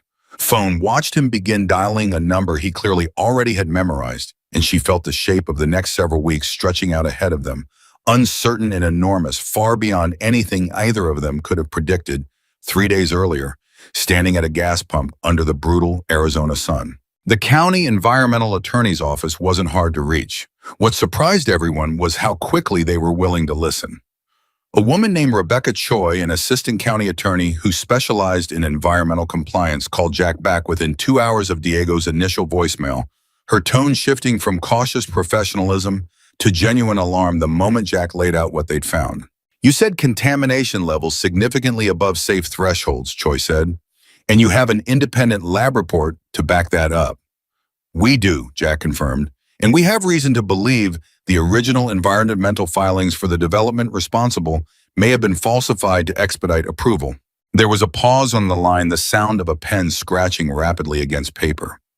"Mr. Carter, if what you're describing is accurate, this is significantly beyond my office's normal scope. Falsified federal environmental filings, if that's what actually happened, would likely fall under EPA jurisdiction, possibly involving the FBI's Environmental Crimes Unit, depending on the scale." "That's exactly the level of attention I think this needs," Jack said. "I'll need everything you have," Choi said. "The lab report contact information for the affected landowner and anything from your source inside the firm, even informally. I want to move on this quickly, Mr. Carter, before that expansion project breaks ground and makes an existing problem catastrophically worse." By Saturday evening, 1 week to the day, since Ethan Walker had thrown a $100 bill at Grace Carter's feet outside a gas station, the story had transformed almost beyond recognition.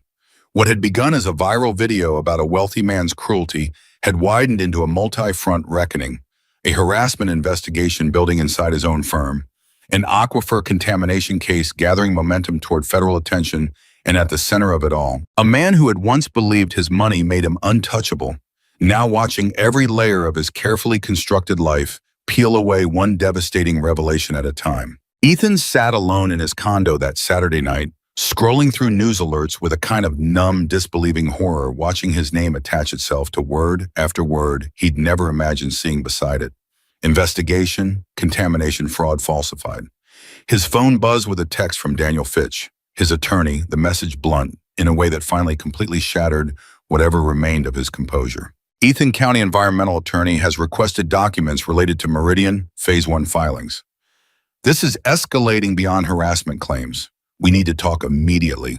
This could become criminal." Ethan set the phone down on the counter with hands that had begun for the first time in his entire adult life to shake uncontrollably, and stared out at the city lights below his window. The empire he'd spent 17 years building, now collapsing around him in a single unstoppable week, all of it traceable back to 4 impatient minutes at a gas pump, and a woman whose face he'd never bothered to really see until it was far, far too late. Rebecca Choi called Jack again Sunday morning, and this time her voice carried none of the careful, professional distance from their first conversation. "I've spent the last 20 hours going through everything you sent me," she said, "and I need you to understand what you've actually uncovered here, Mr. Carter, because I don't think you fully grasp the scale of it yet." Jack stood in the garage, phone pressed to his ear, Grace watching his face carefully from across the room. "Tell me." The original environmental impact filings for Meridian Phase 1 were submitted through a private engineering firm called Barlow Environmental Consulting, Choi said. "I pulled their public filing history overnight.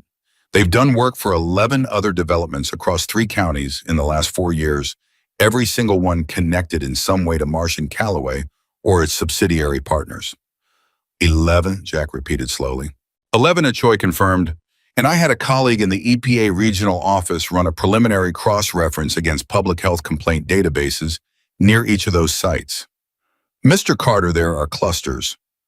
Unexplained illness clusters in small numbers, easy to miss if you're not looking specifically for them, near at least 4 of those 11 properties. Grace, watching Jack's expression shift from focus to something closer to stunned, crossed the garage and stood beside him close enough to hear Choi's voice through the phone.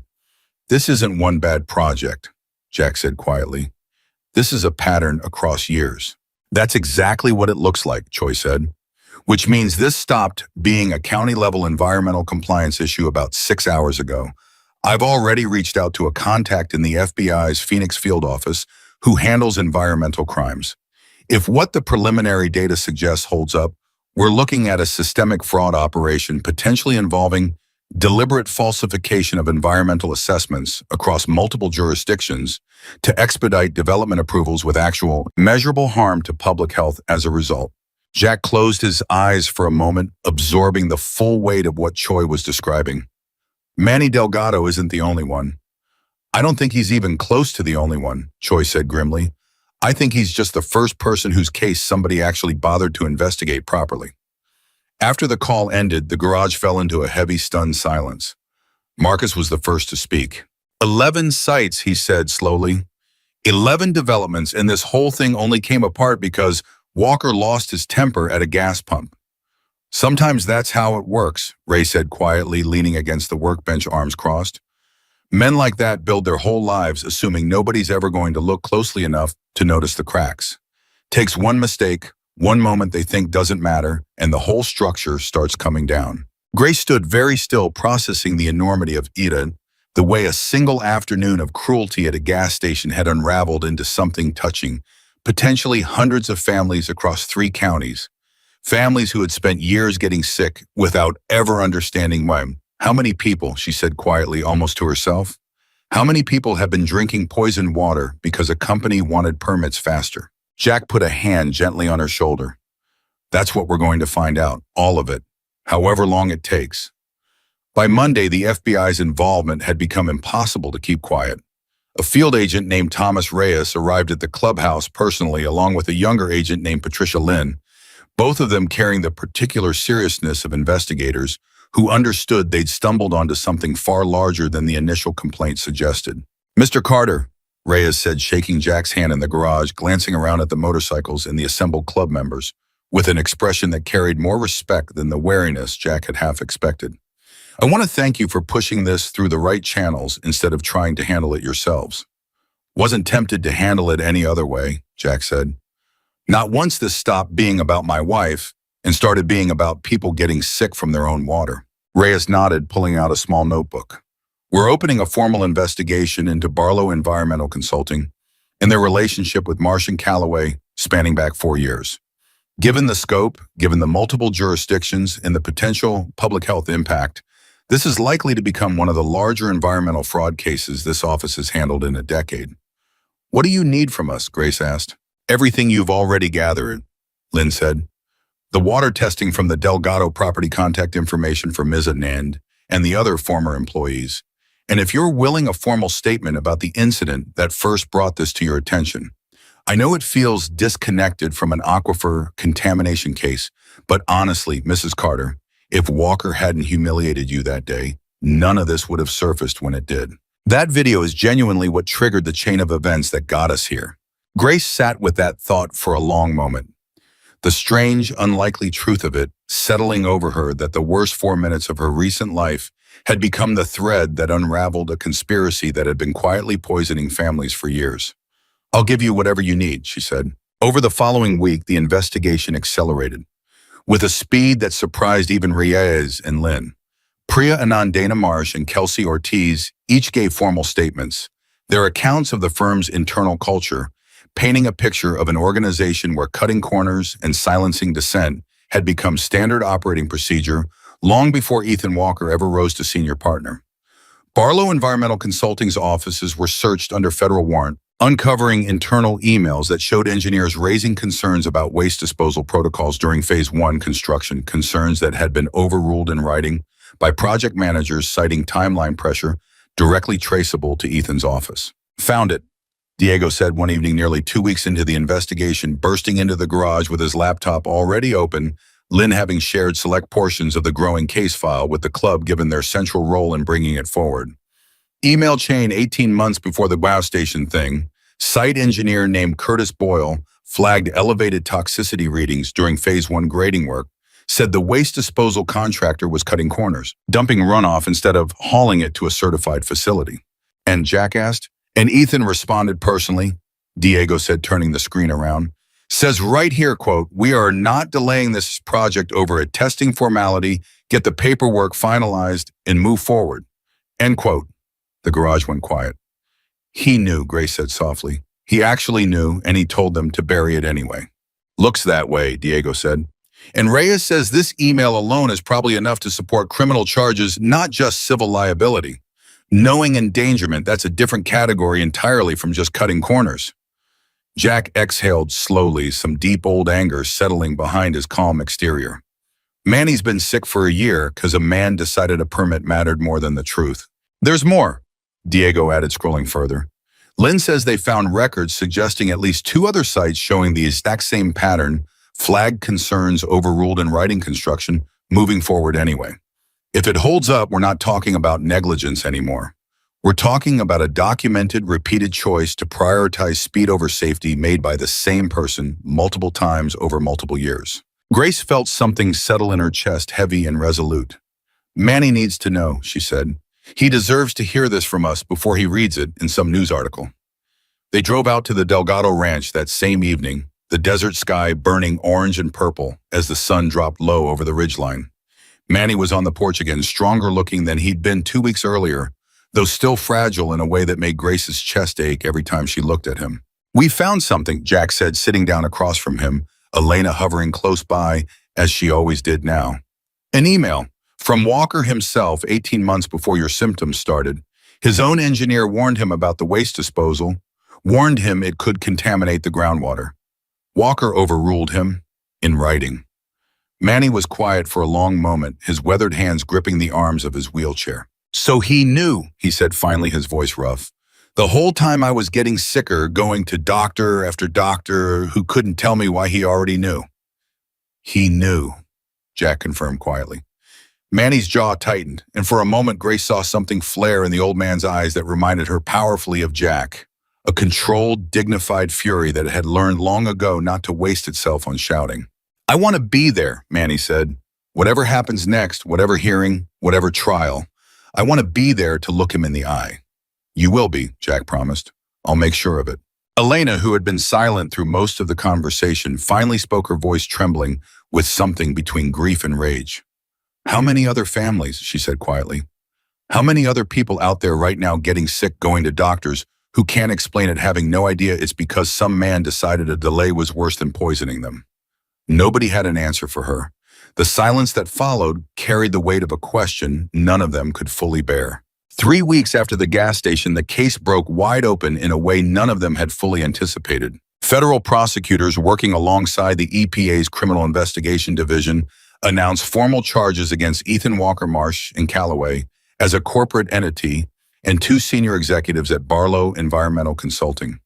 The charges included multiple counts of environmental fraud, falsification of federal filings, and most seriously, knowing endangerment, and a charge carrying significant prison exposure, given the documented pattern across multiple sites in the internal emails proving Ethan had been warned and had deliberately overruled those warnings. The press conference, held on the steps of the federal courthouse in Phoenix, drew a crowd that included local news, several national outlets that had picked up the story once the environmental angle surfaced, and standing quietly toward the back, Grace, Jack Priya, Dana Kelsey, and Manny Delgado himself seated in his wheelchair with Elena beside him. The lead prosecutor, a composed woman named Diane Castellano, stood before a bank of microphones and laid out the case with methodical precision.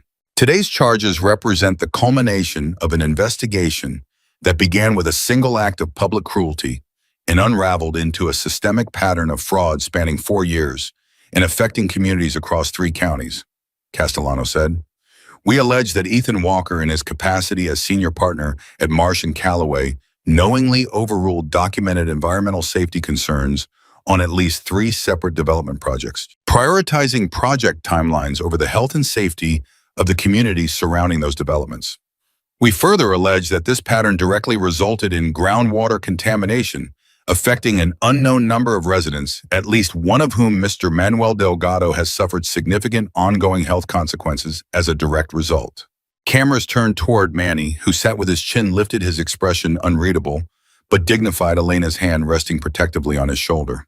"We want to be clear," Castellano continued, "that this investigation would likely never have surfaced when it did without the courage of several individuals who came forward at considerable personal risk. We are deeply grateful to Mrs. Grace Carter, whose willingness to speak publicly about an unrelated incident inadvertently opened the door to uncovering this broader pattern, and to the former employees of Marsh and Calloway who risked their own careers and legal exposure to provide critical testimony. After the press conference, reporters swarmed toward Grace and Jack, shouting questions, cameras flashing, and for a moment the chaos of it threatened to overwhelm the quiet dignity of everything that had brought them to this point. Jack stepped slightly in front of Grace, not blocking her, just steadying, and Grace found her voice anyway, clear and calm above the noise. "I didn't do anything heroic," she said when one reporter managed to get a question through. "I just refused to be quiet about something that happened to me. Priya and Dana and Kelsey are the ones who found the courage to speak up about years of mistreatment at real risk to themselves. And Manny Delgado is the one who's been living with the actual consequences of what this company did for over a year without answers. If anyone deserves credit here, it's them." Manny, when a reporter turned the microphone toward him, took a long moment before speaking, his voice weathered but steady. "I just want people to understand something," he said. "Money doesn't make a person's life worth more than somebody else's. Doesn't matter if you're a rancher or a real estate executive. When you poison somebody's water to save yourself a few weeks on a construction schedule, you've decided their life matters less than your convenience. I want them to understand that. I want everybody watching to understand that." The clip of Manny's statement went viral within hours, eclipsing even the original gas station video, striking a chord with viewers far beyond Arizona who recognized in his weathered, dignified fury something universal about the cost of unchecked power. Ethan Walker, meanwhile, sat in a small conference room with Daniel Fitch, watching the press conference stream on a laptop, his face gray, his hands folded tightly in his lap. "They're going to want a plea deal discussion," Fitch said quietly once the stream ended. "Given the strength of the emails, given the multiple witnesses, given Delgado's medical records, Ethan, I have to be honest with you, fighting this at trial is an enormous risk. The knowing endangerment charge alone, if a jury convicts, could mean serious prison time. Years, not months." Ethan stared at the blank laptop screen, his own reflection faintly visible in it, hollow-eyed, unshaven, a stranger even to himself. "What's the alternative?" he said quietly. "Cooperate," Fitch said. "Provide full testimony about the extent of the fraud. Help them build cases against the Barlow executives. Accept responsibility publicly and formally. It won't erase the consequences, but it's likely to significantly reduce your sentencing exposure. And frankly, Ethan, at this point, it's probably the only path that doesn't end with you spending the better part of the next decade in federal prison." Ethan was quiet for a long time. When he finally spoke, his voice had lost every trace of the arrogance that had defined him at that gas pump 5 weeks earlier. "I keep thinking about that old man," he said quietly. "Delgado, sitting in that wheelchair talking about money and whose life is worth more." He shook his head slowly. "I never even thought about the people who would actually be affected. Not once. It was just numbers on a timeline, permits and deadlines and investor expectations. I never once pictured an actual person drinking that water." "That's not a legal strategy," Ethan, Fitch said carefully. "That's just the truth catching up to you, which is fine. Honestly, it's probably overdue. But right now, I need you to make a decision about how you want to handle the next several months of your life." Ethan nodded slowly, something in him finally completely breaking open. "Cooperate," he said. "Full cooperation, whatever they need." Fitch studied him for a moment, something like surprise flickering across his professional composure. "You're sure? I spent 17 years building a life on the assumption that being right and being powerful were the same thing," Ethan said quietly. "I don't know how to fix what I did to that old man. I don't know how to fix what I did to those women or to Grace Carter at that gas pump. But I can stop making it worse by fighting the truth instead of finally telling it." The cooperation agreement was finalized within a week. Ethan's testimony, combined with the internal emails and the accounts from Priya, Dana, and Kelsey, along with the growing environmental case, built a prosecution so thorough that the two Barlow executives facing their own charges began negotiating plea deals of their own within days, each providing additional documentation that widened the scope of the investigation even further. 6 more development sites, spanning back nearly 6 years, each showing some version of the same pattern. Marsh & Calloway, the firm itself faced corporate charges severe enough that its board dissolved the company entirely within a month, its assets frozen pending litigation, its remaining projects halted indefinitely, including most critically the Meridian Phase 2 expansion that would have tripled the contamination footprint near Manny Delgado's land. They stopped it, Grace said quietly, reading the news alert on her phone one evening on the porch. Jack beside her, the desert sky deepening into twilight.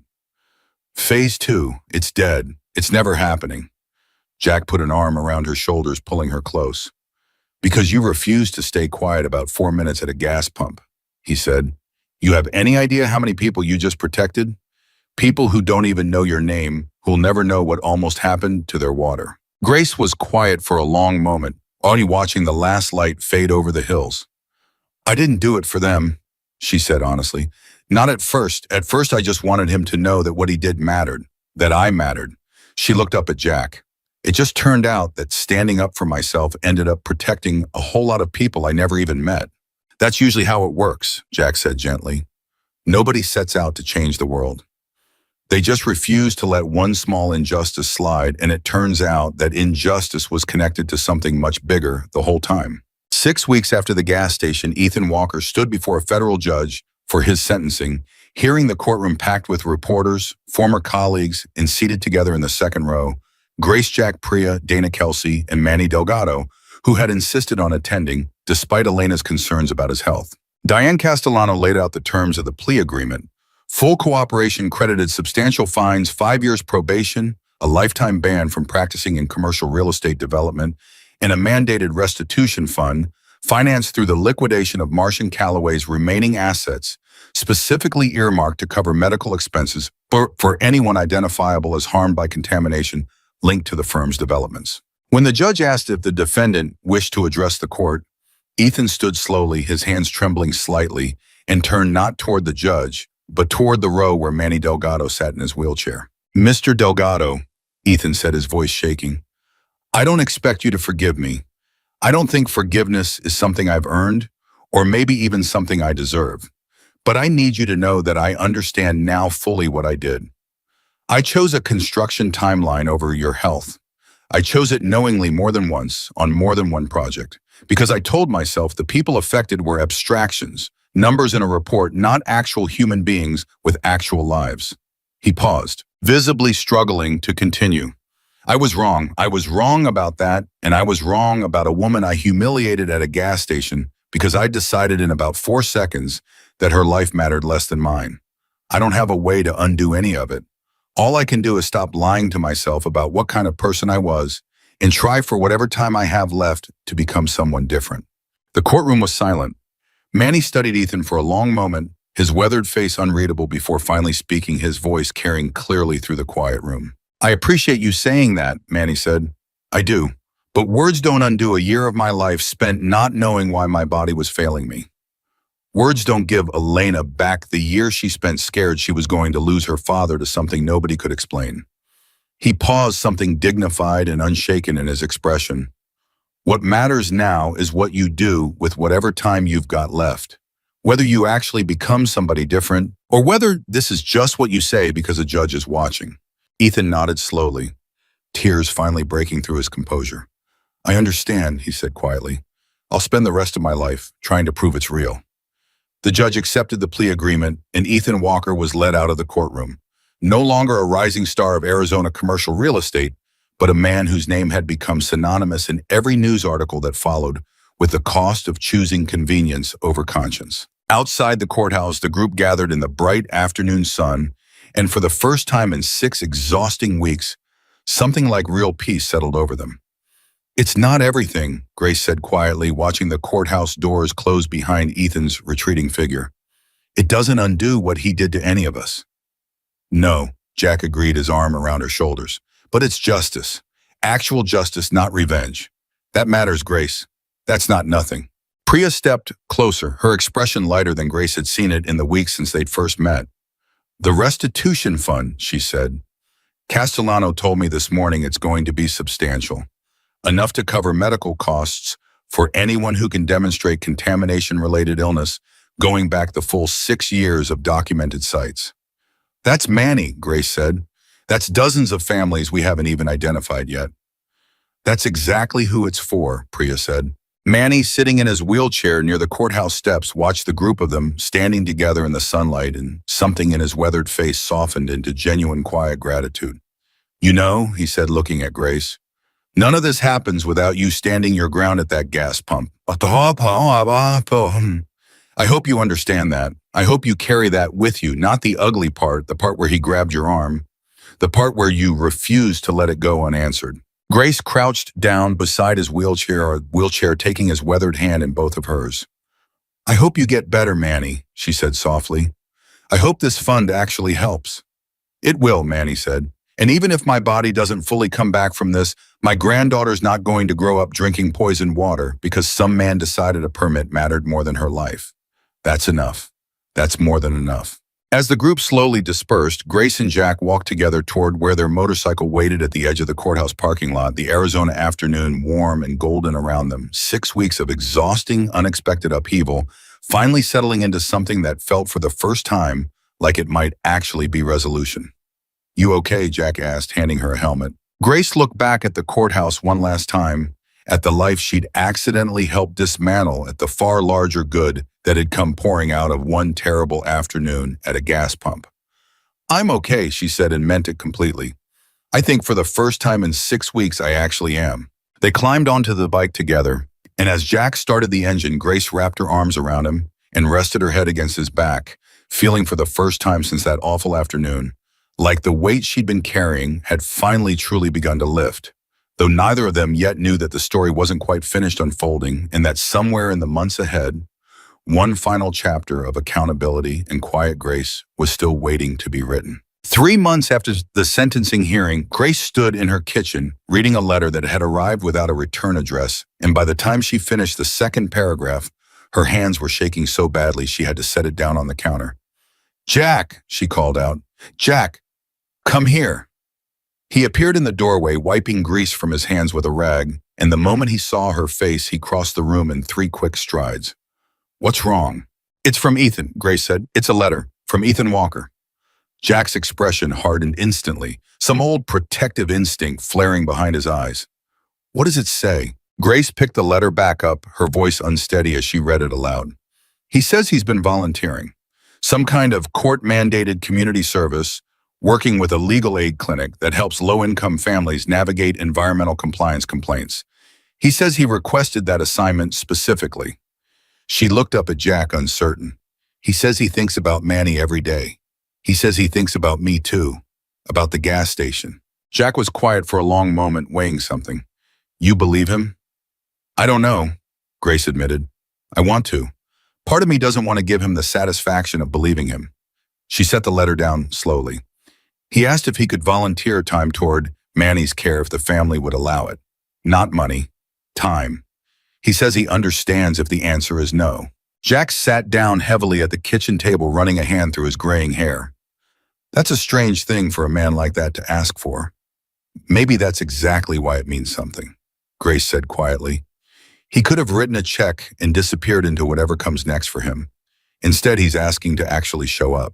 They drove out to the Delgado Ranch, that weekend letter in hand, and found Manny on the porch again, stronger now than he'd been months earlier. His color better, his voice steadier since the restitution fund had covered a specialist in Phoenix who'd finally identified the specific toxins responsible for his symptoms and begun an aggressive treatment protocol. He wants to what? Manny said when Grace explained the letter's contents, his eyebrows lifting in genuine surprise. Volunteer, Grace repeated.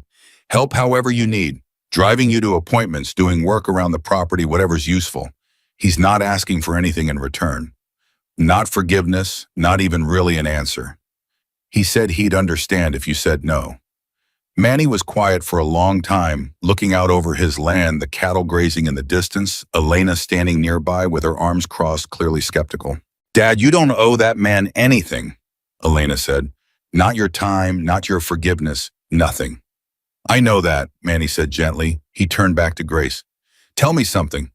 In all the time this took, all these months watching him in that courtroom, watching him fall apart, did he ever once seem like he was performing? Like he was doing all this because it looked good, because his lawyer told him to? Grace thought carefully before answering. No, she said honestly. If anything, it seemed like the opposite. Like he genuinely didn't know how to live with himself anymore. And this was the only thing he could think to do about it. Manny nodded slowly, something thoughtful settling over his weathered features. There's an old saying, he said.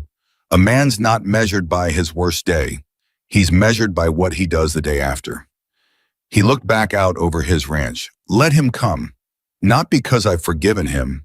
I haven't, not yet, maybe not ever completely. But because watching a man actually try to become better than his worst mistake, that's worth something too. Even if it's just to prove to myself I'm not the kind of person who refuses somebody a chance to do right. Elena's jaw tightened, but she didn't argue further, her love for her father clearly outweighing her own reservations. Ethan arrived the following Tuesday morning, driving a modest sedan that looked nothing like the black Range Rover from the gas station, dressed in jeans and a plain work shirt, looking smaller somehow than Grace remembered him. The arrogance that had once radiated off him replaced by something careful and uncertain. Mr. Delgado, he said, standing at the base of the porch steps, not presuming to climb them uninvited. Thank you for letting me come. Manny studied him for a long moment. You know how to mend fence? Ethan blinked clearly, not expecting the question. I know, sir. I don't. Well, Manny said, gesturing toward the tool shed, guess you're about to learn. For the rest of that morning, Grace and Jack watched from the porch as Manny, still confined mostly to his wheelchair, but steady enough now to direct from a distance, taught Ethan Walker how to string barbed wire along a fence line under the brutal Arizona sun, correcting his grip, his angle, his knots, with the patient exactness of a man who had spent 60 years working this same land. This is strange, Jack murmured to Grace, watching Ethan struggle with a fence post, sweat soaking through his shirt. It is, Grace agreed, but it doesn't feel wrong. By mid-afternoon, Ethan's hands were blistered and raw, his shirt filthy, his composure completely stripped away by hours of unfamiliar physical labor.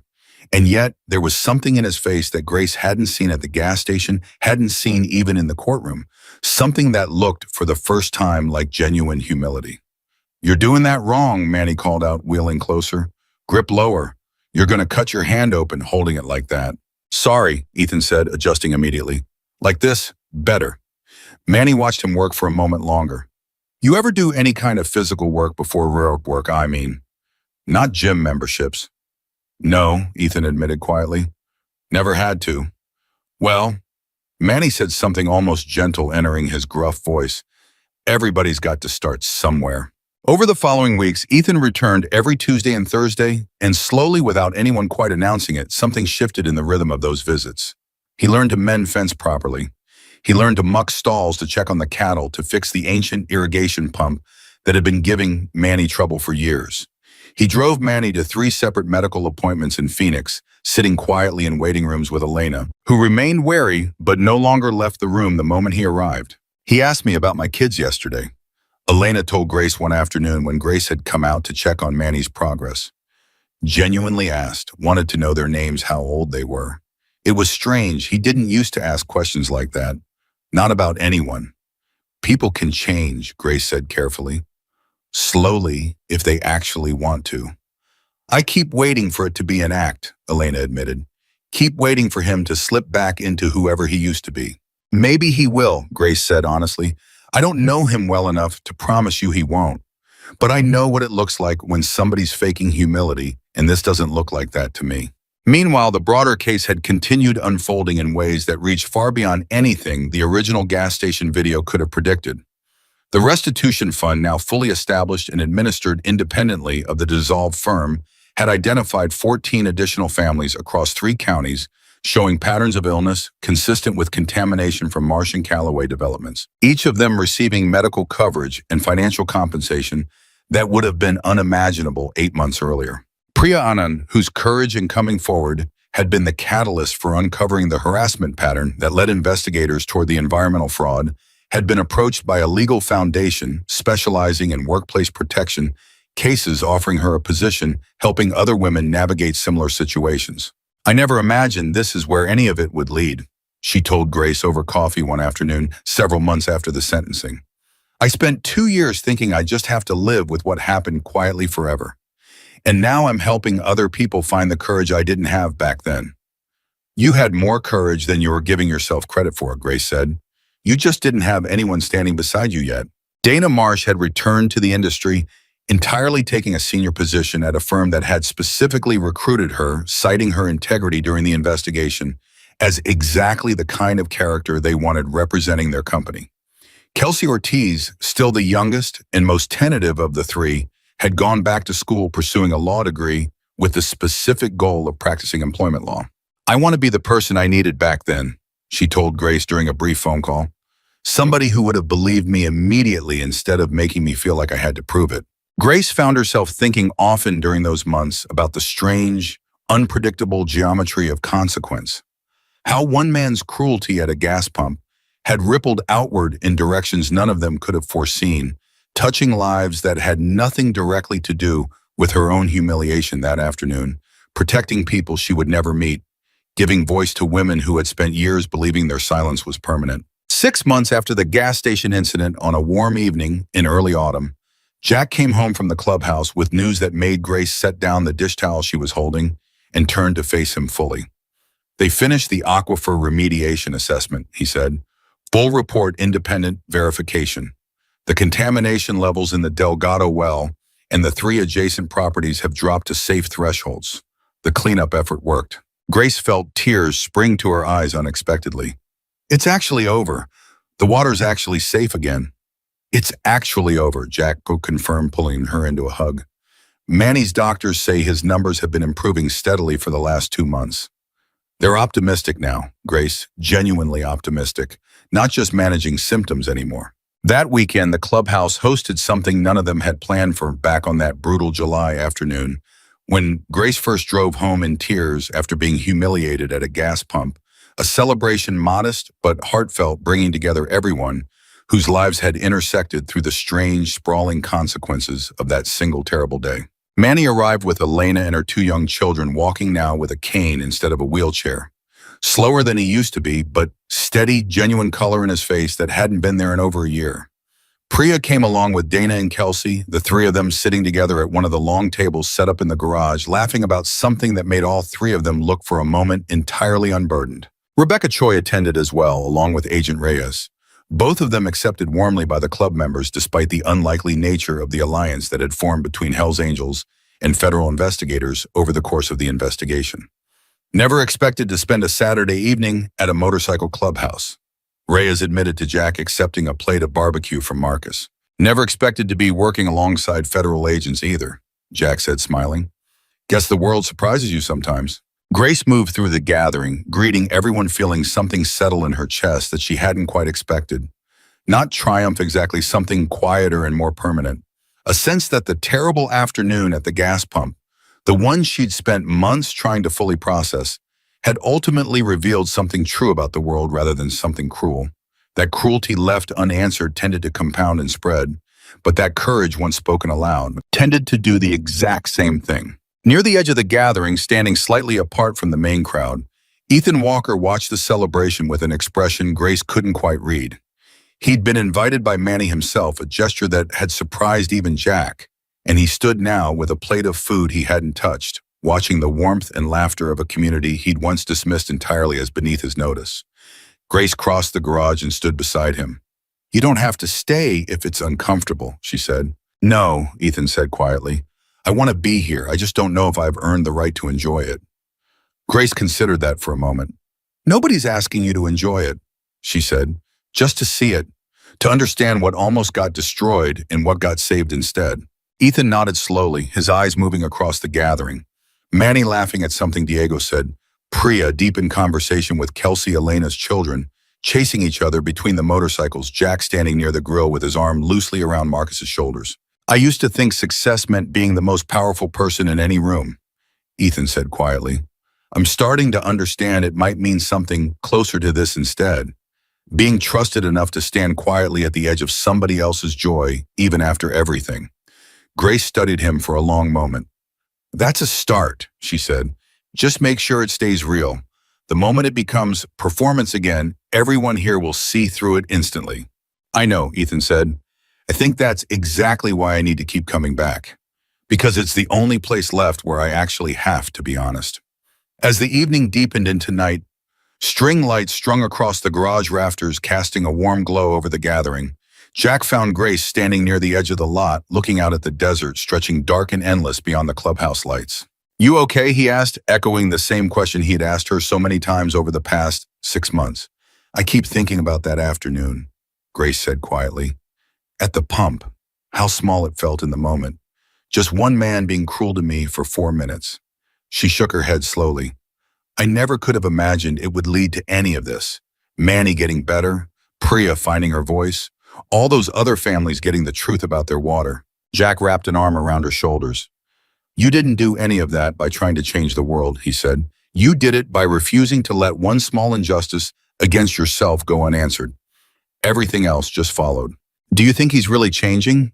Grace asked, glancing back toward where Ethan stood near the edge of the crowd, still watching, still careful, still visibly uncertain of his place among them. "Or do you think it's temporary guilt that'll fade eventually, once enough time passes?" Jack considered the question seriously before answering. "I think that's up to him," he said finally. "Every single day for the rest of his life. Nobody gets to decide that for him but him. All we can do is make sure the door stays open long enough for him to prove which one it's going to be." Grace nodded slowly, watching the celebration continue behind them, the warm sound of laughter and conversation drifting out into the cooling desert night. 1 year to the day after Ethan Walker threw a $100 bill at Grace Carter's feet, outside a gas station in northern Arizona, she found herself standing at that exact same pump, filling her truck's tank under a sky just as blazing and relentless as it had been that first terrible afternoon. She hadn't planned to come back. It had simply happened an errand that took her past the familiar exit, an impulse that pulled her off the highway before she'd fully decided to follow it. She stood there now, one hand resting on the pump handle, remembering with unexpected clarity the exact sound of the $100 bill hitting the pavement, the exact grip of Ethan's hand on her arm, the exact shame that had flooded through her before she'd found the strength to simply take his picture and drive away. An elderly woman pulled up to the pump beside her, driving an old sedan with a bumper held together by faded tape, struggling visibly with her own payment terminal, her hands trembling with the particular frailty of advanced age. "Ma'am, is everything all right?" Grace asked, stepping closer. The old woman looked up, flustered. "Oh, I'm so sorry. Dear, this machine won't take my card, and I don't have my glasses to read the little screen properly. I don't know what I'm doing wrong." "Here," Grace said gently, "let me help you." As she guided the woman through the payment screen, patient and unhurried, Grace felt something settle fully into place inside her. Not just closure exactly, but a kind of quiet, complete understanding of everything the last year had taught her. That cruelty and kindness both moved through the world the same way, rippling outward from small, ordinary moments that seemed insignificant at the time, touching lives no one could have predicted, changing outcomes no one could have foreseen. "There you go," Grace said as the machine finally processed the payment. "All set." "Thank you, sweetheart," the old woman said, relief flooding her weathered face. "People don't usually stop to help anymore. Everyone's always in such a hurry." "Not everyone," Grace said, smiling. "Not always." As she finished filling her own tank and climbed back into her truck, Grace glanced once more at the pump where it had all begun and found to her own quiet surprise that the memory no longer carried the sharp sting it once had. It had transformed instead into something closer to a marker, a single point on a much longer road that had led against every reasonable expectation toward healing rather than harm. She drove home as the sun began its slow descent toward the horizon, gold lights spilling across the desert in long, warm ribbons, and found Jack waiting for her on the porch when she arrived exactly where he always seemed to be. "You went back," he said, not a question reading it immediately in her face. "I did," Grace said, sitting down beside him. "How did it feel?"